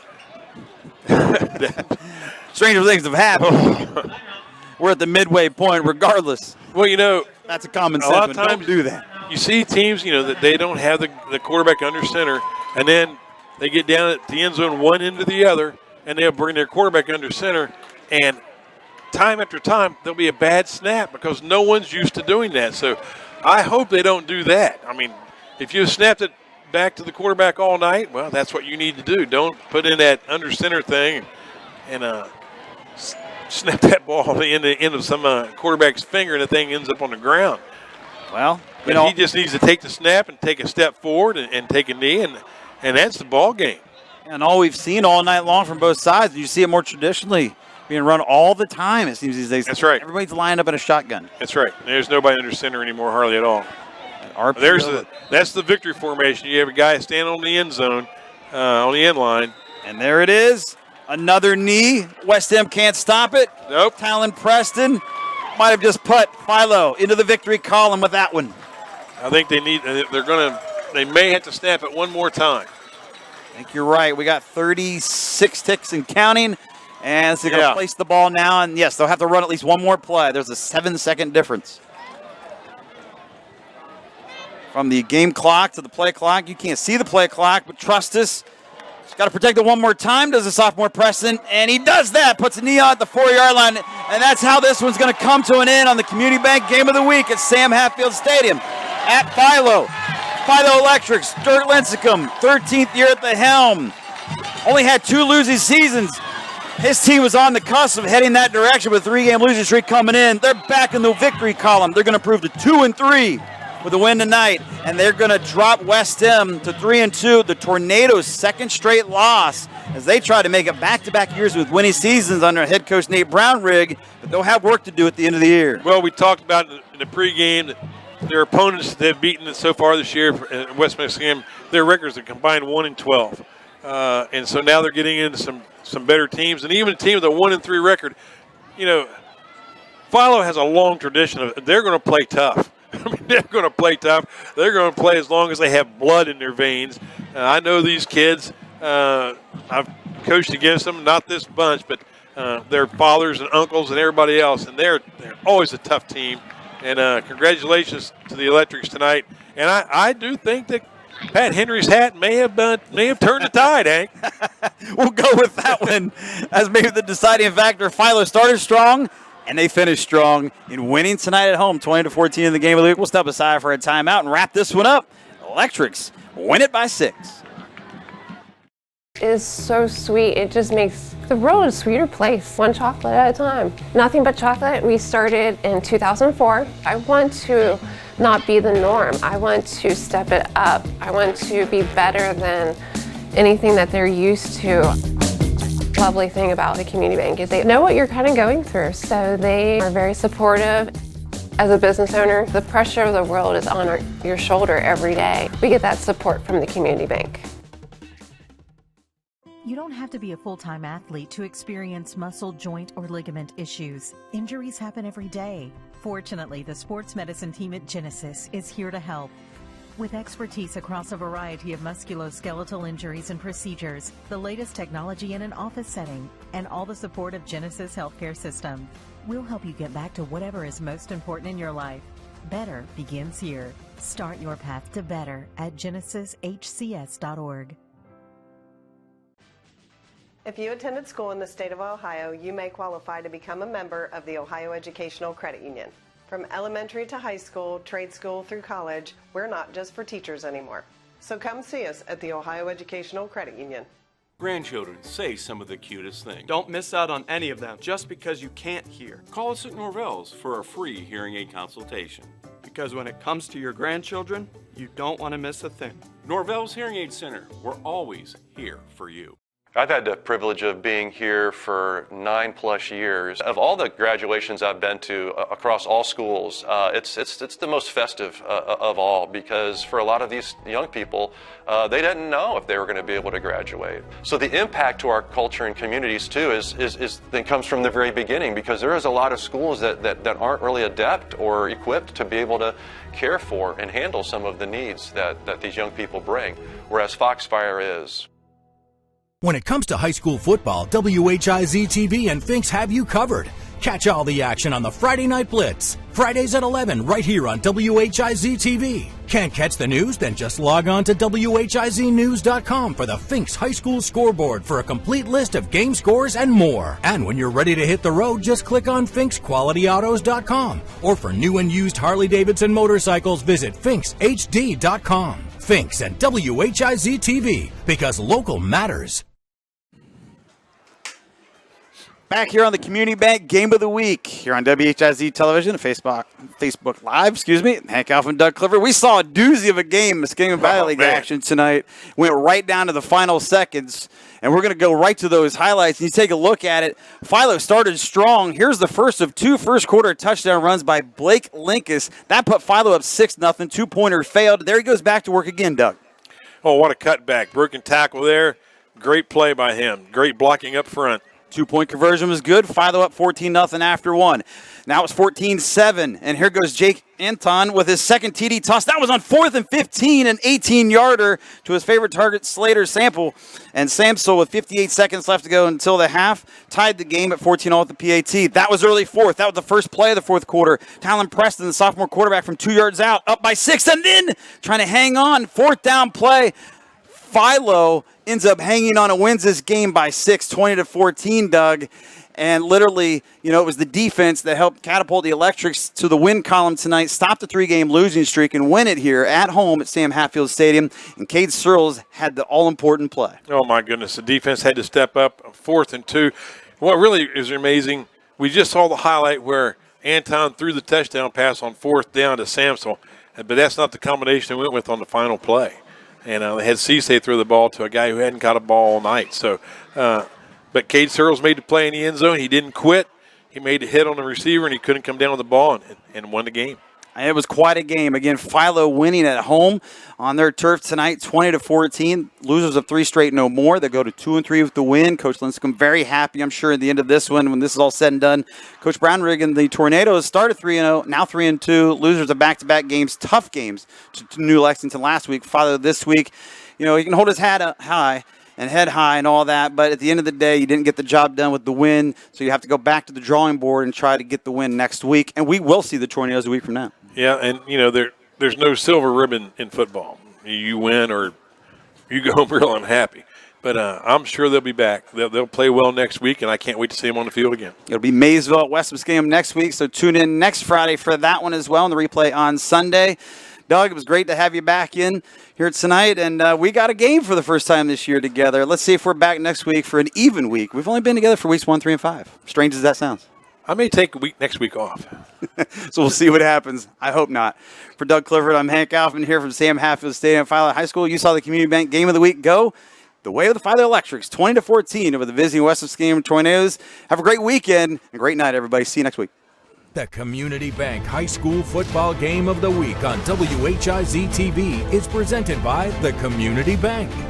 Now is the perfect time to join the Go Local movement by banking locally with the Community Bank. Genesis Orthopedic Center, where better begins here. By Williamson Insurance, the power of choice from top-rated national and regional insurance carriers. By Finks Harley-Davidson, live to ride, ride to live. Finks Quality Cars and RVs. Quick as a wink, deal with Fink and Fink's Easy Leasing and Rental. By Northside Pharmacy and Northside Oxygen and Medical Equipment. Northside, your pharmacy for life. By Norvell's Hearing Aid Centers in Zanesville and Cambridge, always here for you. By Foxfire Schools, free public alternative education serving students grade K through 12. By Kokonis Furniture and Mattress First, always making it easier for you to furnish your home. By City Tire Pros, serving our community since 1953. When you think tires, think City Tire Pros. by Denny's Classic Diner, America's favorite diner in Zanesville and Cambridge.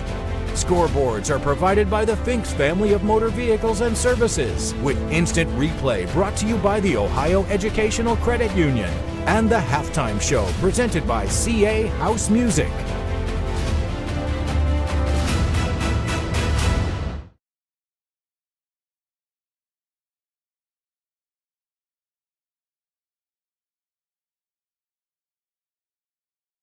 Hi, Randy Kokonas. And I'm Bo Kokonas. It's hard to believe it's been 95 years since my great-grandfather first opened a furniture business. So now we're celebrating our big 95th anniversary with extra special savings store-wide.